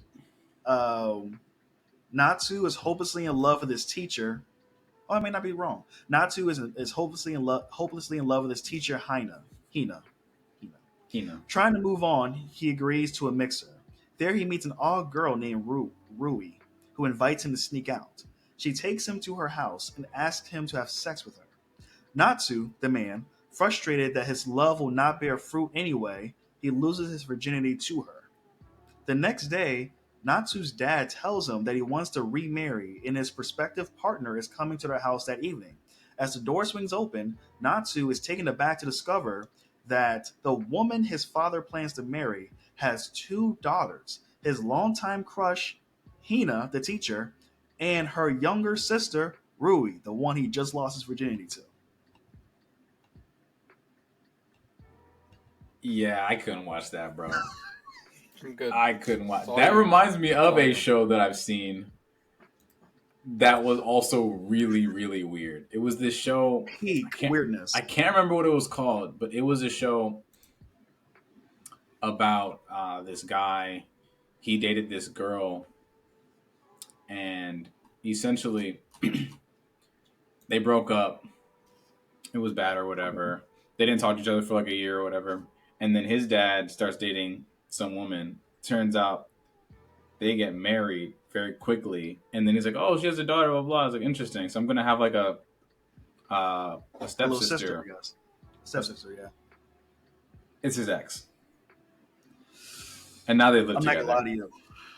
And the thing was, it's so weird, but the show is actually really written pretty well. But then, like, the direction it was going wasn't where I thought it was going to go. I thought it was going to be like, oh, they developed a friendship. No, it's like they start developing a romance with each other. But I was like, y'all are the siblings now, dog. I can't finish the show. So I ended up not finishing the show. That is toxic. That is some toxic stuff. I ended up not finishing the show because that was just, I can't watch that. That's like Love is Blind toxic. Yo, stop playing. I think my favorite trash show, I've only seen it once, but it cracked me up, especially the dub, because it's just like comedy animes and dubs, they just go so hard, bro. I really enjoyed the My Girlfriend is a Gal show. That was what I was going to say. I didn't think you were actually going to say that. That's the one I recommended to you. Yeah. Glad you liked it. Way back in the day. And I think it was like one of those like 12 episode, knock it out on like a Saturday afternoon if you're bored. But it's just like this kind of a loser of a guy ends up asking out this, essentially the stereotypical like Valley girl. But then she actually has like pretty decent character despite the fact that she has like other character flaws and things like that, and talks and trash friends and trash friends, really obnoxious, but also like has like really good code, I guess, code of honor or whatever. The way that she engages people. But yeah, it was really entertaining. It's trash though. I won't. Wait, what's the premise of this? You want me to explain? Yeah, you can explain it. So like it's this guy who's kind of like a loser. Are they in middle school, high school, first year High of high school, school, high something school. like that? High school. So like he's like hopeless. Like he has like no future ahead. Just think of like your stereotypical guy group. Mhm. Think of me and my roommates in college. Um, uh, but like he ends up like asking this girl out who's like this kind of stereotypical valley popular girl who's like he's I don't know if you know like the Japanese gal look like that's a Yeah, very like yeah, Japanese stereotypical. thing. Yeah, so like that's the whole premise. He like ends up asking her out, and it's kind of like a prank. I think that his friends pull. Wow, I can't say that. His friends pull a prank on him, and he ends up like asking her out, and she says yes, and like to his surprise, and they like go out, and like he gets to meet her friends and how they interact, and she gets to meet his friends, and it's like a whole unexpected friend group and friend like connection making, and it's interesting. It's a comedy show. I don't know how else to explain it, It but says it's 10 episodes too, so it sounds like it's pretty short. It's a super quick it's watch. super, yeah. But Hmm. it just takes that premise that you wouldn't expect, and it makes it pretty interesting. Interesting. I don't know how to feel about that. Like I feel it sounds like so you guys like this, what you guys are telling me. Yeah. Okay. Okay. I mean, hey, if you guys like it, then I'll definitely check it out then. I'd add it to my very long list. And it's only 10 episodes too, so I can knock that out in like a day, basically. Mm-hmm. That's not too shabby to be honest. Okay. I see y'all. Well, in that case, I did want to bring up something that I thought you guys would care a lot about because this has been a very I was trying to use a big word, but I forgot the big word. I think tumultuous. Is that the word? I Something like found that. the name of the anime, guys. Wait, what's the name of the anime? It's called My Stepmom's Daughter Is My Ex. Stop. Actually, wait. Hold on. Wait a But minute. I I only knew remember. the Japanese name of it. Wait, your stepmom is your ex? Well, wait. Hold on. Let me go incognito because I don't know what's about to pop up when I type that into Google. To be honest. Just Hold on. type in anime and then the name, so you don't get anything weird. Good, because I don't know You think what they be watching. nothing weird would come from that? I My mean, step. That's true too. That's a fair point. hopefully you have safe search on. I hope you're not doing anything weird, James. No, I'm not. Don't put it on me as if I'm I doing don't know something what your wrong. settings are set to. My sister said to me. He said my stepmom is what? I'm not saying it again. You don't want to be caught. That's what happened. Oh, my stepmom's daughter is my ex. That's crazy. That's crazy, man. I'm telling you, like these shows with the anime title is just like a situation, and then the whole show is just like this isolated like dumpster fire. They crack me up, especially the isekai. Like most of them are isekais. It'll be like, oh, I got reincarnated, but this time I actually have a good job. Like it'll be like some random thing. Yeah, that's true. So the premise says here they were hyped. They're pretty much middle schoolers, completely normal couple. They stayed together until they entered high school, where they finally decided to break up. What they do not know is that fate sometimes has many surprises in store, and that they will be reunited again as stepbrother and sister only after 2 weeks. So their parents pretty much got married together, and they had to live underneath the same roof. In order not to hinder their parents' happiness, they accept the situation and decide to put in place the rule of brothers and sisters, according to which the first who feels attraction towards the other loses. So it's a race to see who falls in love first? Yeah, I dropped it after like episode 4 because You dropped it once the premise was like, hold on, wait a minute. I ain't know I was getting into all that. no, I thought it was like it's gonna use that as like a plot device, and then they're gonna go forward. Because what actually had me watching the show was I saw one of those. You know when you see like those funny clips and be like, "Oh Yeah. dang, what's this show? This seemed like pretty funny." Yeah. And then I started watching the show, thinking like, "Oh, it's just gonna blah blah blah," but then it turned into, and then I was like, "Yeah, I'm not watching this." That is some disgusting. They should be ashamed of themselves. But that's very popular for some reason. Like those type of stories are very popular. I Even mean, here in America for some reason. the anime is Like, why weird, y'all bro. watching that? Anime is objectively weird, bro. objectively weird is okay. That's true. Yeah, Japan does be doing some weird things. No shade. I Don't mean, want to go there, No but like, shade. they'll be doing weird things. No shade to our yeah, Japanese brothers and sisters. yeah, I had to drop that Yeah, joint like a respect. bad habit for real. But that's the show. Drop like that happens insane. All right. All right. So let's talk about something that Jason he's very passionate about. He's very hardcore on. So is Malcolm and me because we grew up watching the show. Uh, I had to like Jason gave this me is the the DVDs headliner. like this. Um, we know the discourse surrounding Legend of Korra. Okay, we know a lot of people, especially some ATLA fans, don't really like it as much compared to the OG series with Aang and the crew. With that being said, Jason is one of the few people who I've talked to who at least recognizes some of the bright spots of the show. And I say all that to say is because I want to get Jason's reaction on what is now what was hate is now canon because the creators of this show revealed the little log line, the little premise, the sequel. So it's a new Avatar series called Avatar Seven Havens. And here's what it says. Here's the basic premise of it. Avatar Seven Havens is set in a world shattered by a devastating cataclysm. A young earthbender discovers she's the new Avatar after Korra, but in this dangerous era, that title marks her as humanity's destroyer, not its savior. Hunted by both human and spirit enemies, she and her long lost twin must uncover the mysterious origins and save the Seven Havens before civilization's last strongholds collapse. Jason, how do you feel about the fact that the hatred has now been canon? The writers heard it and they now decided, you know what? You're right. Korra is the problem. I think it's She's the reason. hilarious. I think it's hilarious because I like Korra. So I think when Korra was first airing, for one, I really don't like the flip flopping of the fan base because I think everyone was like, when Korra first dropped, it was like, man, this show's dope. The animation's awesome. Like, this is cool. It's futuristic, but like still like Avatar, and clearly they're using the budget to make it good. And then before, without my knowing, somehow Korra was the scourge of the earth and the worst thing that has ever happened to the Avatar Last Airbender. See, I was like, I understand that sequels get scrutiny, but this is ridiculous.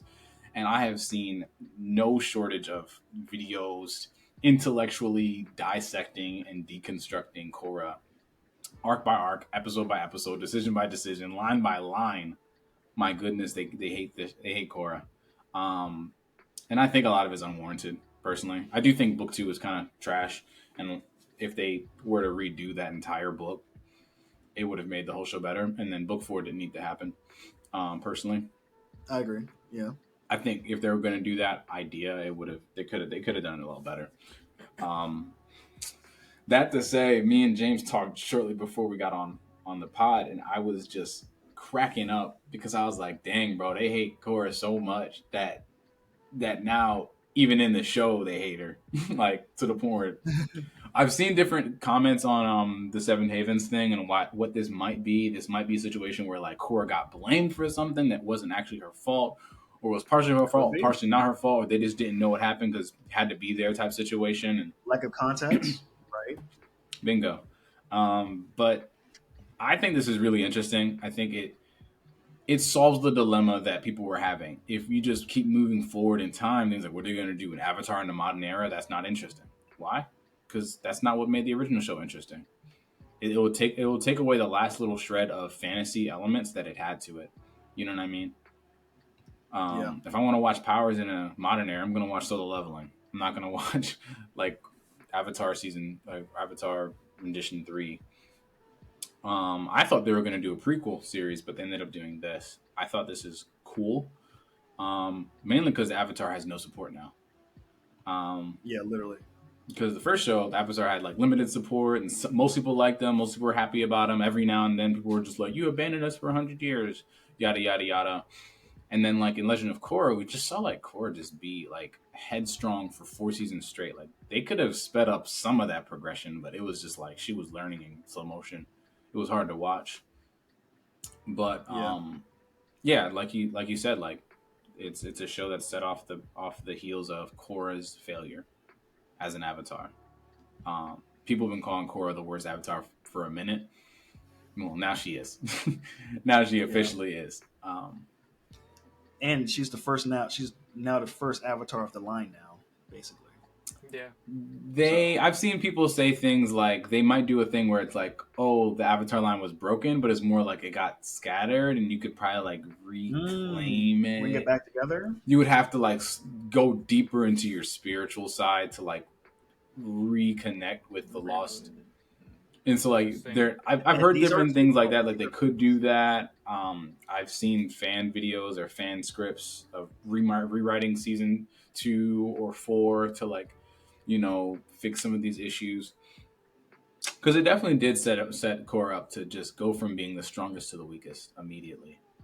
And hopefully they don't do that annoying like Megazord battle, like light beam struggle nonsense. Yeah, the mecha giants. That was jarring. Like the apex of Avatar: The Last Airbender was the fight during Sozin's comment, and even then, it was still within the realm of like he's shooting flames from his body, he's gathering water from around him. Like, what is this like energy construct nonsense? Not PS. What's this, PS3? PS5. It says PS5. That's a lie. But this definitely came out on PS3, 100%. Dude, this looks like a PSP game. Hey, don't hate. You said Ozai, so I'm like, hey, I got some Ozai content for you. I would rather watch this than that final fight. That's crazy to say, to be honest. Dude, that final fight was so weird, and they shouldn't have made the Avatar Ravu Vatu thing. That should have never happened, bro. Avatar should have just been like, we don't know why, but this man exists, this lady exists with 4 powers. They should have just kept it a mystery. Because there are shows where they do something where they don't really explain the origin of something because it doesn't really, I don't say it doesn't matter, but it's more so like the thing of you don't want to over-explain everything. Because if you over-explain everything, then you got to come up with, then there's more questions. And more questions means there has to be more answers. But I think no one was really sitting there wondering the early origins of Avatar, at least not that many people. So I think they could have just not have gone that route. As a matter of fact, to be honest too, I don't think it's bad that he went down that route. I just think that I really do think the hindrance of them not knowing the actual ending of their show was what hindered them. Because everyone knows the truth that like they all didn't. It was like a season by season. They never really knew when their show was going to end, so they had to keep coming up with some ideas to talk about. Same thing with Young Justice. So yeah, Young Justice got the same treatment, which is weird for both of them. More weird for Korra than Young Justice though, because like Warner Brothers was spreading their money super thin, and so they really just weren't ever sure. Especially when Warner Brothers had so many animated projects that they were just like wondering whether or not they should keep or not keep. And then the comics got rebooted as well, which didn't help.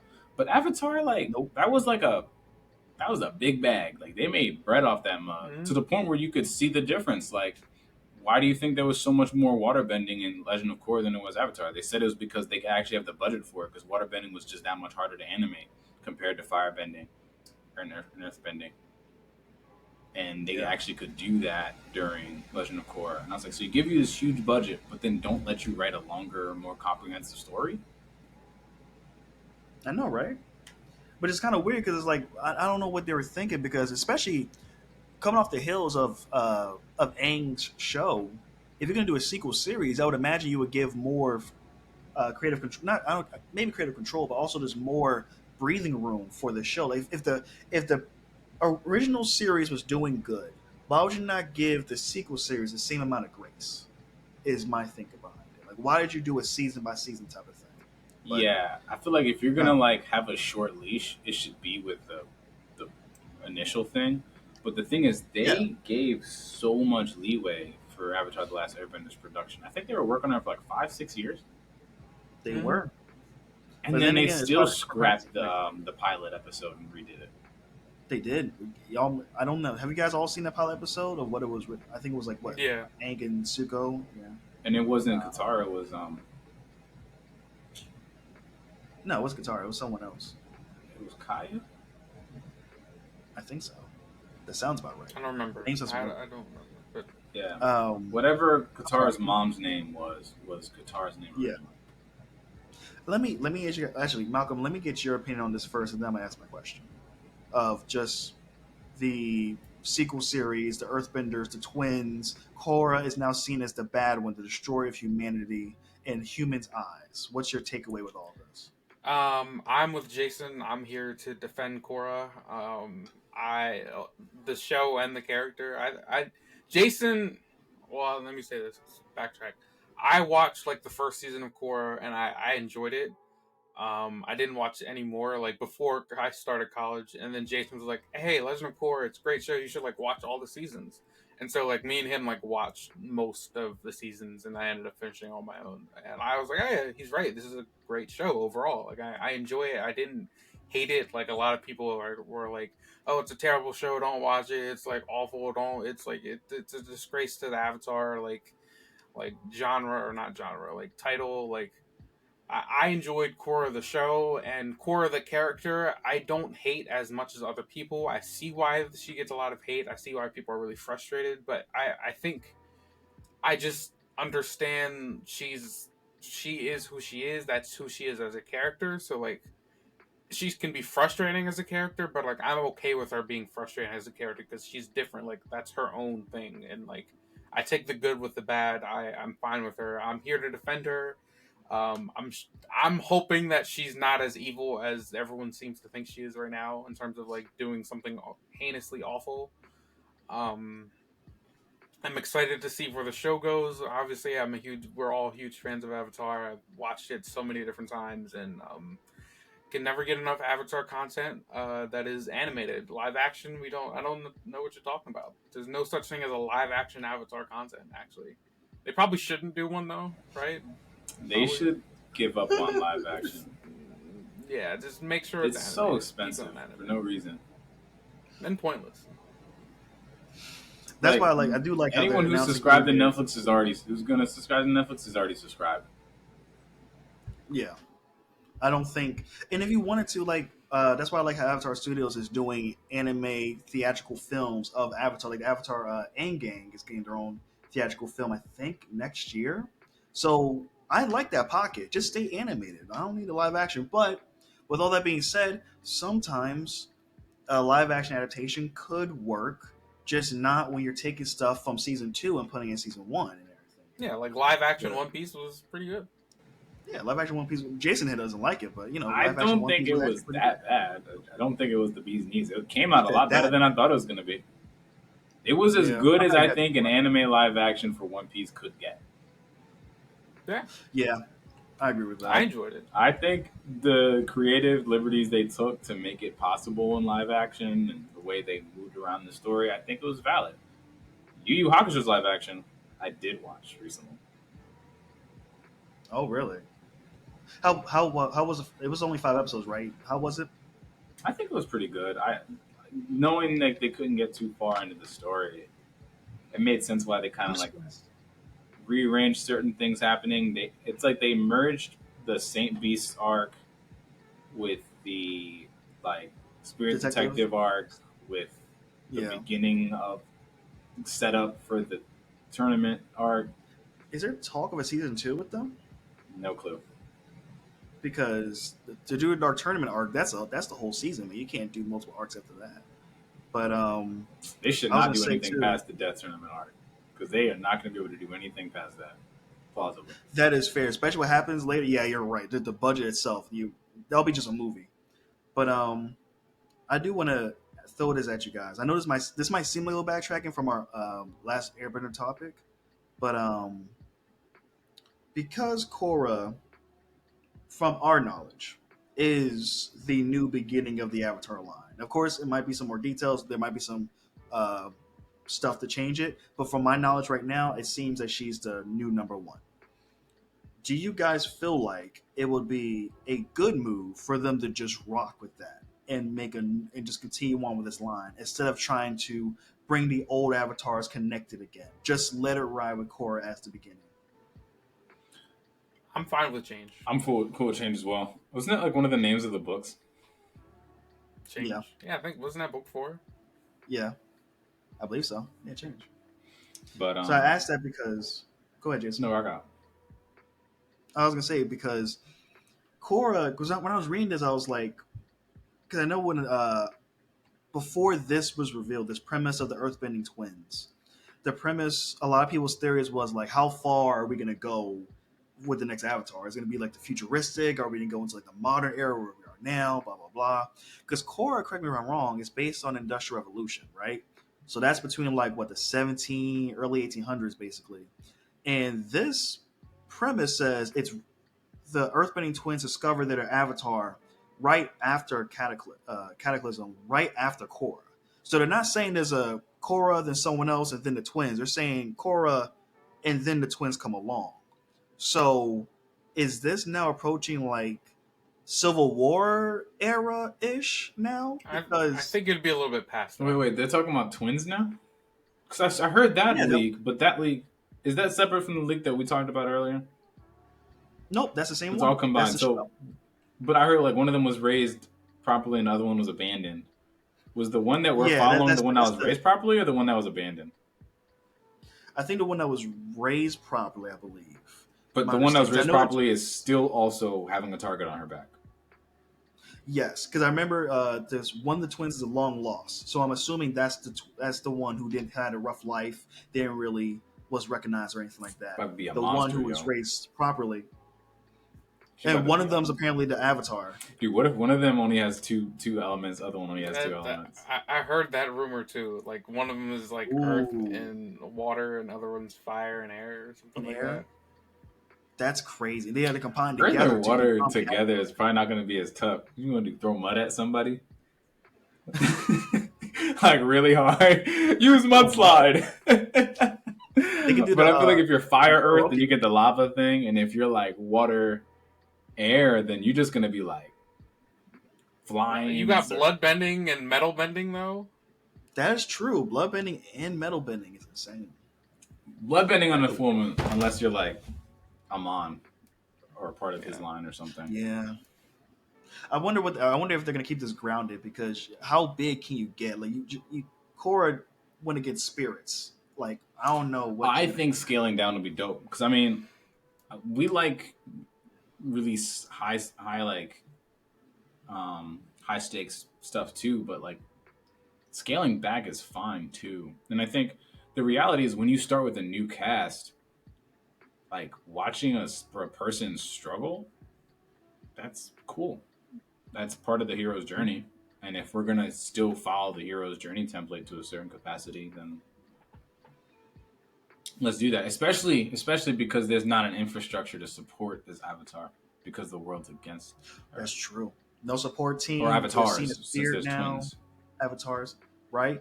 There's no teachers that you could probably go to about this. The White Lotus might not exist. They're definitely dead at this point. I mean, you don't know that. They probably got like some remnants. I mean, they probably had some tea that's super remnants. Anti-aging. There's something. No, I mean like there's gonna be someone to pass on the tradition. True. So they can kind of like reshape like the earlier like teams and support groups in the past and kind of build like their own. You never know. There might be some break off or a change in philosophy with some version of the White Lotus might still exist. Man, I would love that low key. But then they'll show up later when they actually find the avatar. Because again, like the avatar is going to be on a low profile so that she can not get jumped. Yeah, true. And that's going to make it hard for the White Lotus to find the avatar to even.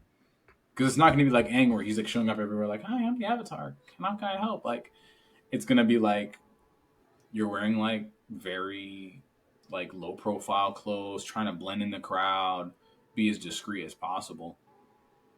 I wonder if they'll have a cult, like an avatar cult. Maybe. Who like seen or heard about what Korra has done and everything and destroy of worlds, but you'll have people who's in the cult who being like, she's misunderstood. Actually, she's this powerful goddess or something like that. And so they 2 cults for 2 avatars. One of them's gonna come back and be a menace. Like we're gonna have a Zahir vibe like type. Like the one that got abandoned. Yeah. Like Zahir energy. They have a lot of potential. Dog. I guess like it's a very plausible reboot. without Yes. doing a reboot. Because again, everyone was wondering, like, how are you possibly going to continue this? Because Korra done muddied the water, and they took it. Korra kind of sucked all the oxygen out of the room. It did. And it removed the mysticism, and I would almost love a Lost History vibe. Lost History vibe? Mm-hmm. Lost History means a lot of questions get unanswered. And there's a lot of history that we didn't get. And then we can kind of have like the whole like discovering what the Avatar is and isn't and was and wasn't and 7 chakras and blah, blah, blah.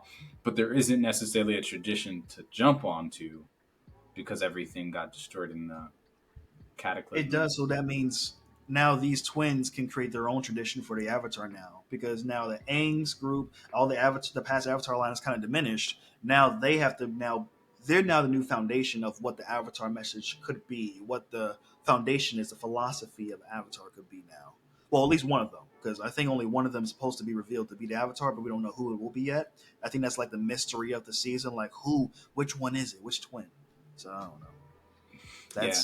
I would love to do the whole like split bending thing, 2 each or all 4 each, but they're both not that powerful. Oh, if they're split and they're not as powerful, but they still have all 4 elements, it might reasonably raise the stakes for the Avatar because there's not as much natural talent. And then therefore you can scale down like the fights and stuff like that and end up scaling up the tension at the same time. And maybe like only one can be in the Avatar state at a time. Oh. That's true. Nah, the twins thing is hard because Rava's whole thing was like, I'm passing through I'm in the body with the Avatar. And so again, this is another reason why Rava is stupid.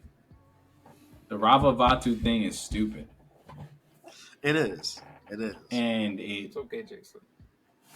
Because it hurts me because I like Korra so much. Actually, at one point in time, I actually liked Legend of Korra more than The Last Airbender. I know, I remember that. And I remember getting crucified for it. As you should. That's a little too far. I think it's just because of all the innovations that they did. Because for me, I think sequels get a lot of heartache for no reason.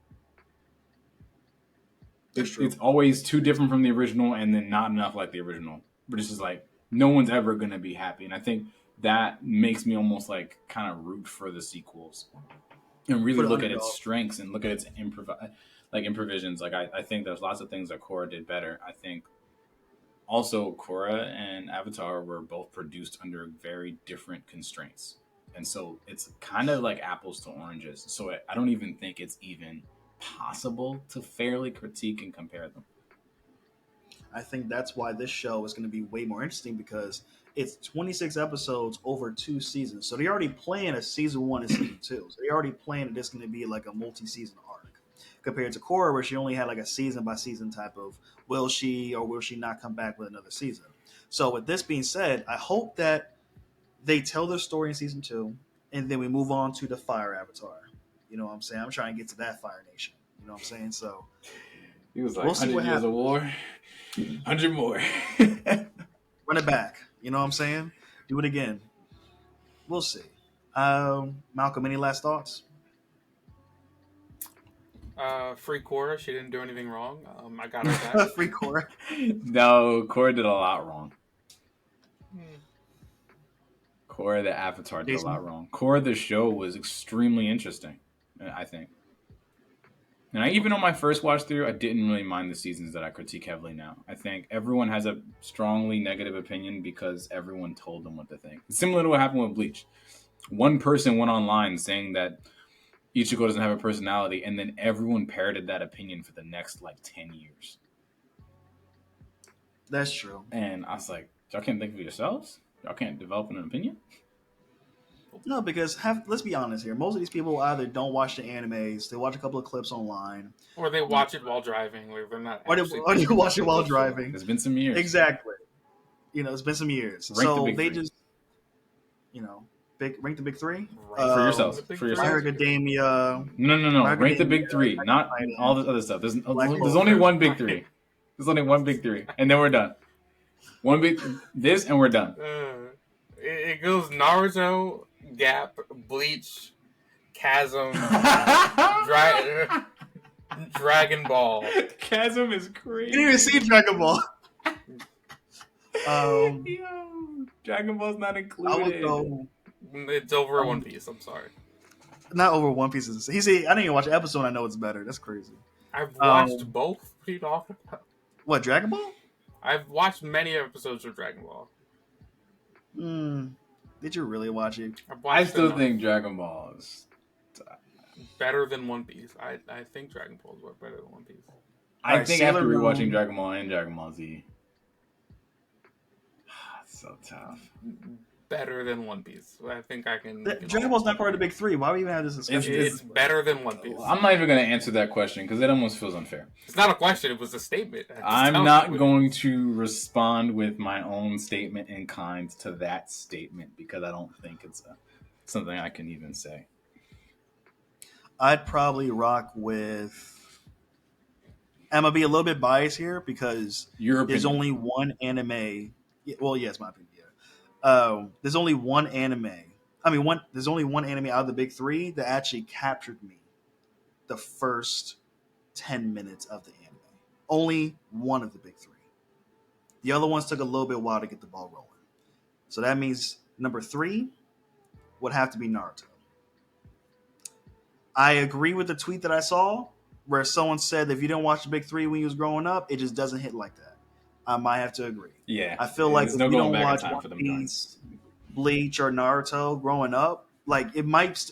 Obviously, good writing is good writing. So Naruto has good writing. So it will still be a good show.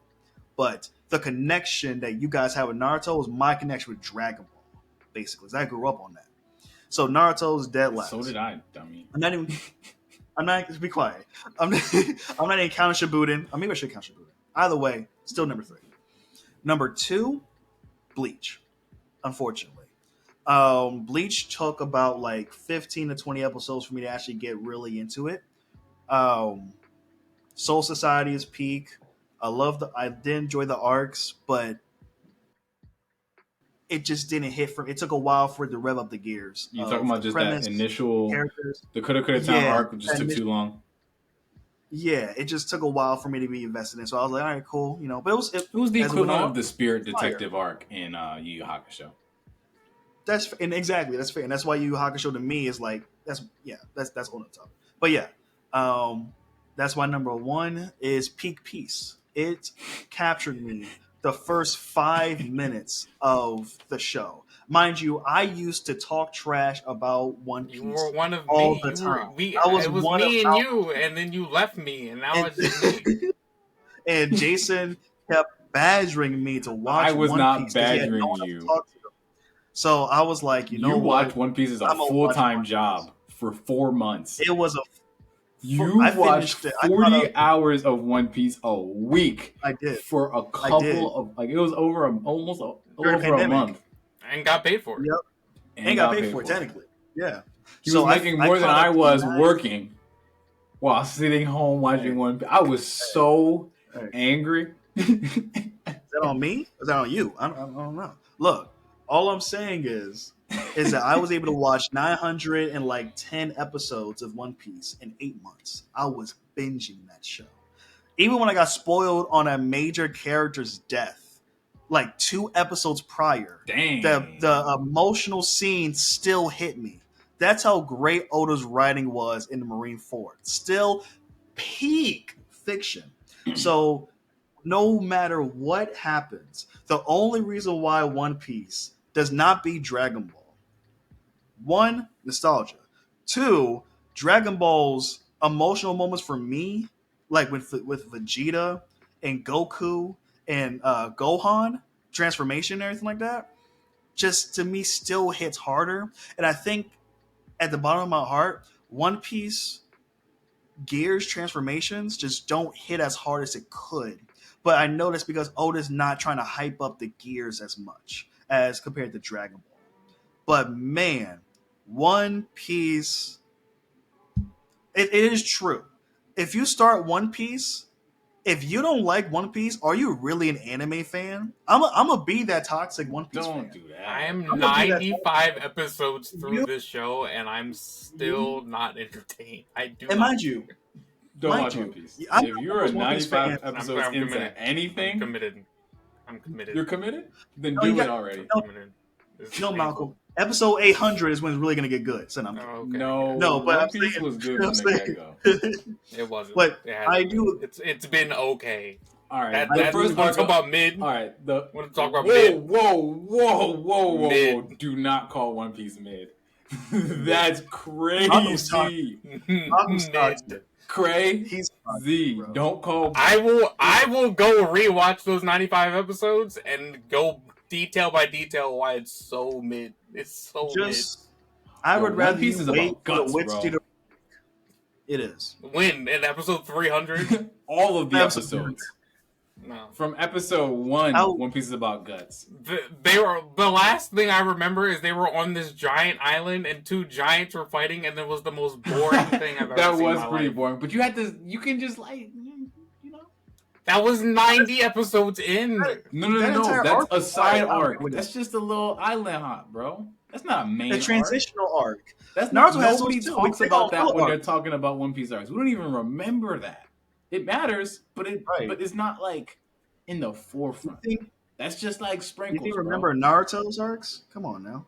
I remember all of them, and I remember it was good from. All right. Oh, we can do this all day. okay. I'm not gonna- It was good. It was good from moment one, but just say it. It was. Yes, it was. But When I the do land in the agree. cloud arcs, where Sasuke was Yes. getting pieced up by that random no-name guy with the lightning sword or something, or lightning spear. That was like episode 200. That was before that, because episode 210 was right after the end of the Sasuke retrieval arc. Okay. So it was actually well into the show. Who are you talking to, He bro? knows episode numbers. Okay. All right. He knows episode numbers. That's crazy. Nah, yeah, word But- up. The reality is, for me,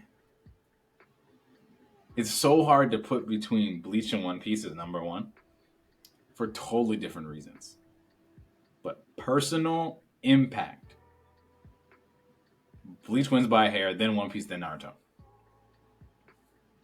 What do you mean by personal impact, though? The characters, man. Ichigo's the best MC of the three.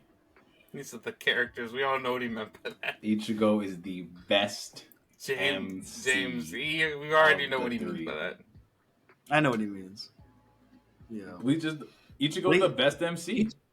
Ichigo is a good Yoriichi character. the best girl. That had nothing to Yoriichi. do with it. That's why Bleach is number one. No, it's not. That's Wasn't even in That's my funny. mind. It didn't I didn't even blame. I don't blame you. didn't cross my mind. I don't blame Literally, Ichigo's hero's journey is different from any other. Ichigo's hero's journey is like Yusuke Urameshi's hero's journey. Yeah. And he's the only one who's had Like, it there's a since. role- He just showed up. Like his life happened to him. He didn't go out there just looking Yeah. for stuff. Ichigo did not want the smoke. But if you gave it to him, he will give the smoke right back. And he's about his business. He's about protecting his family. That's literally his only motivation. She was like, "You have to be a Soul Reaper now because you took my powers." You know what he said? He said, "No, I'm not going to think about all of that. You gave me this power Yeah, so I that's can a lot of protect my work. family, and that's what I was going to do. I didn't tell you I'm going to commit to this." And he's like, Right. "Oh, if you don't commit, then you have to." Like she was giving him ultimatums, and trouble he was gets just like, "Nah, I am who I am, and I'll do what I do, and I'll get strong enough to protect everyone that I care about, and that's that." And I was like, "That's straightforward." And then his whole journey with doubt and confidence and working through all those things, and then the Soul Society arc was peak. The Rancor arc was peak. Even the Fullbring arc was gas, and people like sleep on that joint too. I do think that out of the big three, Ichigo is the only protagonist who kind of has a very, like, how do I phrase this? Because Luffy also has the same type of mindset where he wants to protect his friends, his family, his community too. But he also wants to go on an adventure and he wants to find the One Piece. So he kind of accidentally stumbles into trouble. Ichigo tries his best to stay out of trouble, but trouble always is like trying to pull him in. It's like, you can't ignore this. You got to do this. Same thing with like Ichigo's the Naruto. only sensible Naruto. MC. Yeah. Where I think the other characters are bombastic, and I think they confused that for having they confused that for having more personality or whatever, or having a personality. And I was like, no, they have external goals. Ichigo has an internal one. His internal goal is, I need to get enough strength to shore up my life. and protect the people that I care about so that I can mind my business and rock out. Yeah, Luffy's and looking it's for smoke. also And so is Naruto. he, they're always looking for someone to fight to get stronger or get closer to their goal, whether it's Hokage or King of the Pirates. Well, with Ichigo, it's very interesting One because Piece. he every arc when it starts up is interesting because every arc in Bleach is kind of like the idea of like slice of life in a little bit where things are calm. Ichigo's life is normal now because the previous arc has been handled, but then stuff happens. He has to go back and now go save the day. Like each arc starts off with him literally being like, "Hey, I'm back. I'm resting. I'm relaxing. Everyone's good. We're all good. We're all happy." No, something's happening over there, and then he has to go save the day. Whereas with each arc in Naruto and Luffy, there's always something that is started because of them, you know. So Naruto's a little bit different from Luffy. Because, like, I'll give that. That's Naruto true. wanted to be on the Hokage, but that was mostly so he can get respect. Yes, Because he he was wasn't respected. And then even when he got respect, He was an homeless. orphan, not a bum. Orphan. He was homeless. Yeah, he wasn't homeless. which is tough. Was he homeless? He was alone in that home, but he was not homeless. That's true. He was alone in that home, but he was Which not is homeless. sad. Imagine being like 10 years old and you just live alone. But imagine all the adults just like looking at you in disgust in the community. It's like, dang, y'all have no sympathy for this boy. But I don't know, man. Naruto, he's a tough dude. But I do agree with you, Jason. If you want to go based on like personal impact, if you want to go based on that, I can see why you have Bleach by a hair better than One Piece. Ichigo is just, I think One Piece's world beats Bleach's in 3 seconds. And I think One Piece's larger cast also wins out. But I think Bleach's interpersonal storytelling, nuanced wise, is better. Yeah. And for me, that wins out. But that's my ranking. I guess we both put Naruto last. Yeah. Hey, Naruto used to be Jason's favorite show. I love Naruto. I love Naruto. Peak. I really do. I don't know. I don't think you do anymore. No one's talking about it. Because it's not good. And I'm kidding. It's good. Bleach is airing right now, so I spent years not being able to talk about Bleach, bro. That is true. You can have it. And Bleach is finally back after over a decade of waiting. I remember the day I last watched a live episode of Bleach before the time skip happened, bro. It has been a minute. That's true. Now let's not lie here and not act like that. If Naruto came back and did like the Bleach treatment a little bit, I mean, obviously they can't because they kind of adapted the whole manga.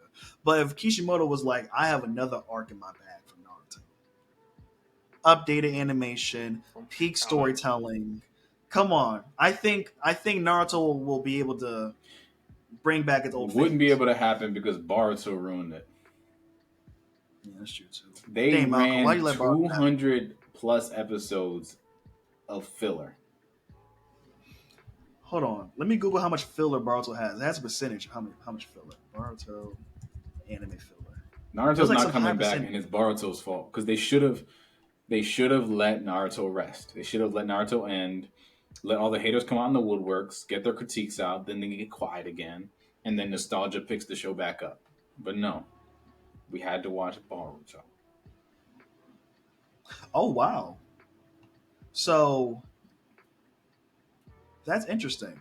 So before, apparently Boruto had like 70% filler back in the day, right? Which makes sense because now hold on now. But because it sounds like they're adapting the manga now, the filler percentage is now going down lower to around 20% now.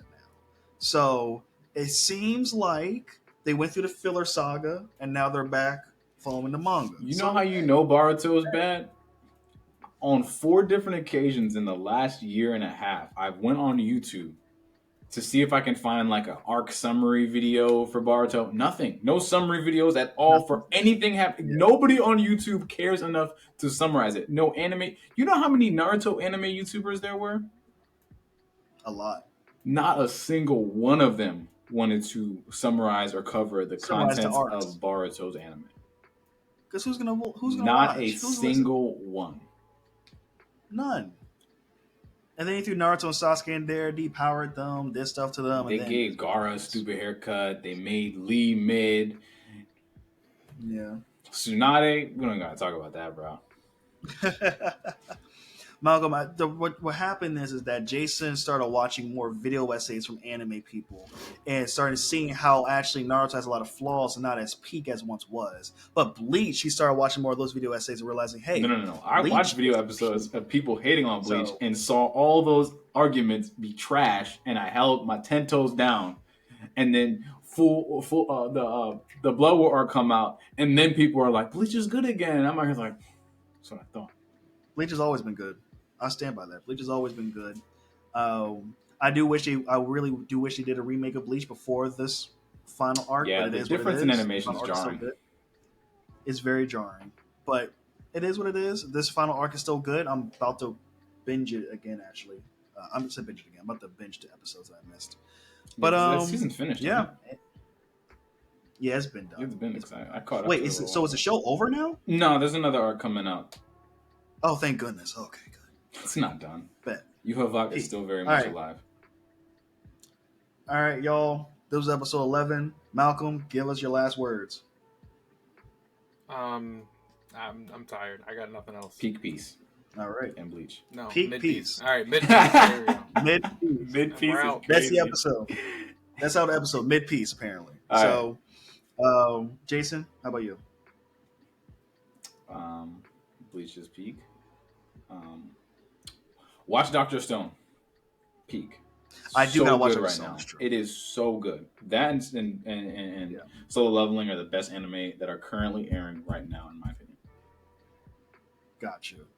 All right. I will say that I will watch Dr. Stone. I'm gonna finish up on Soul Leveling. Thank you guys for tuning in to episode number 11 of Respectfully Speaking. If you're in YouTube, leave a comment and a like button. If you're on Spotify, give us a thumbs up. And I appreciate you guys listening to us. And we are out. Peace.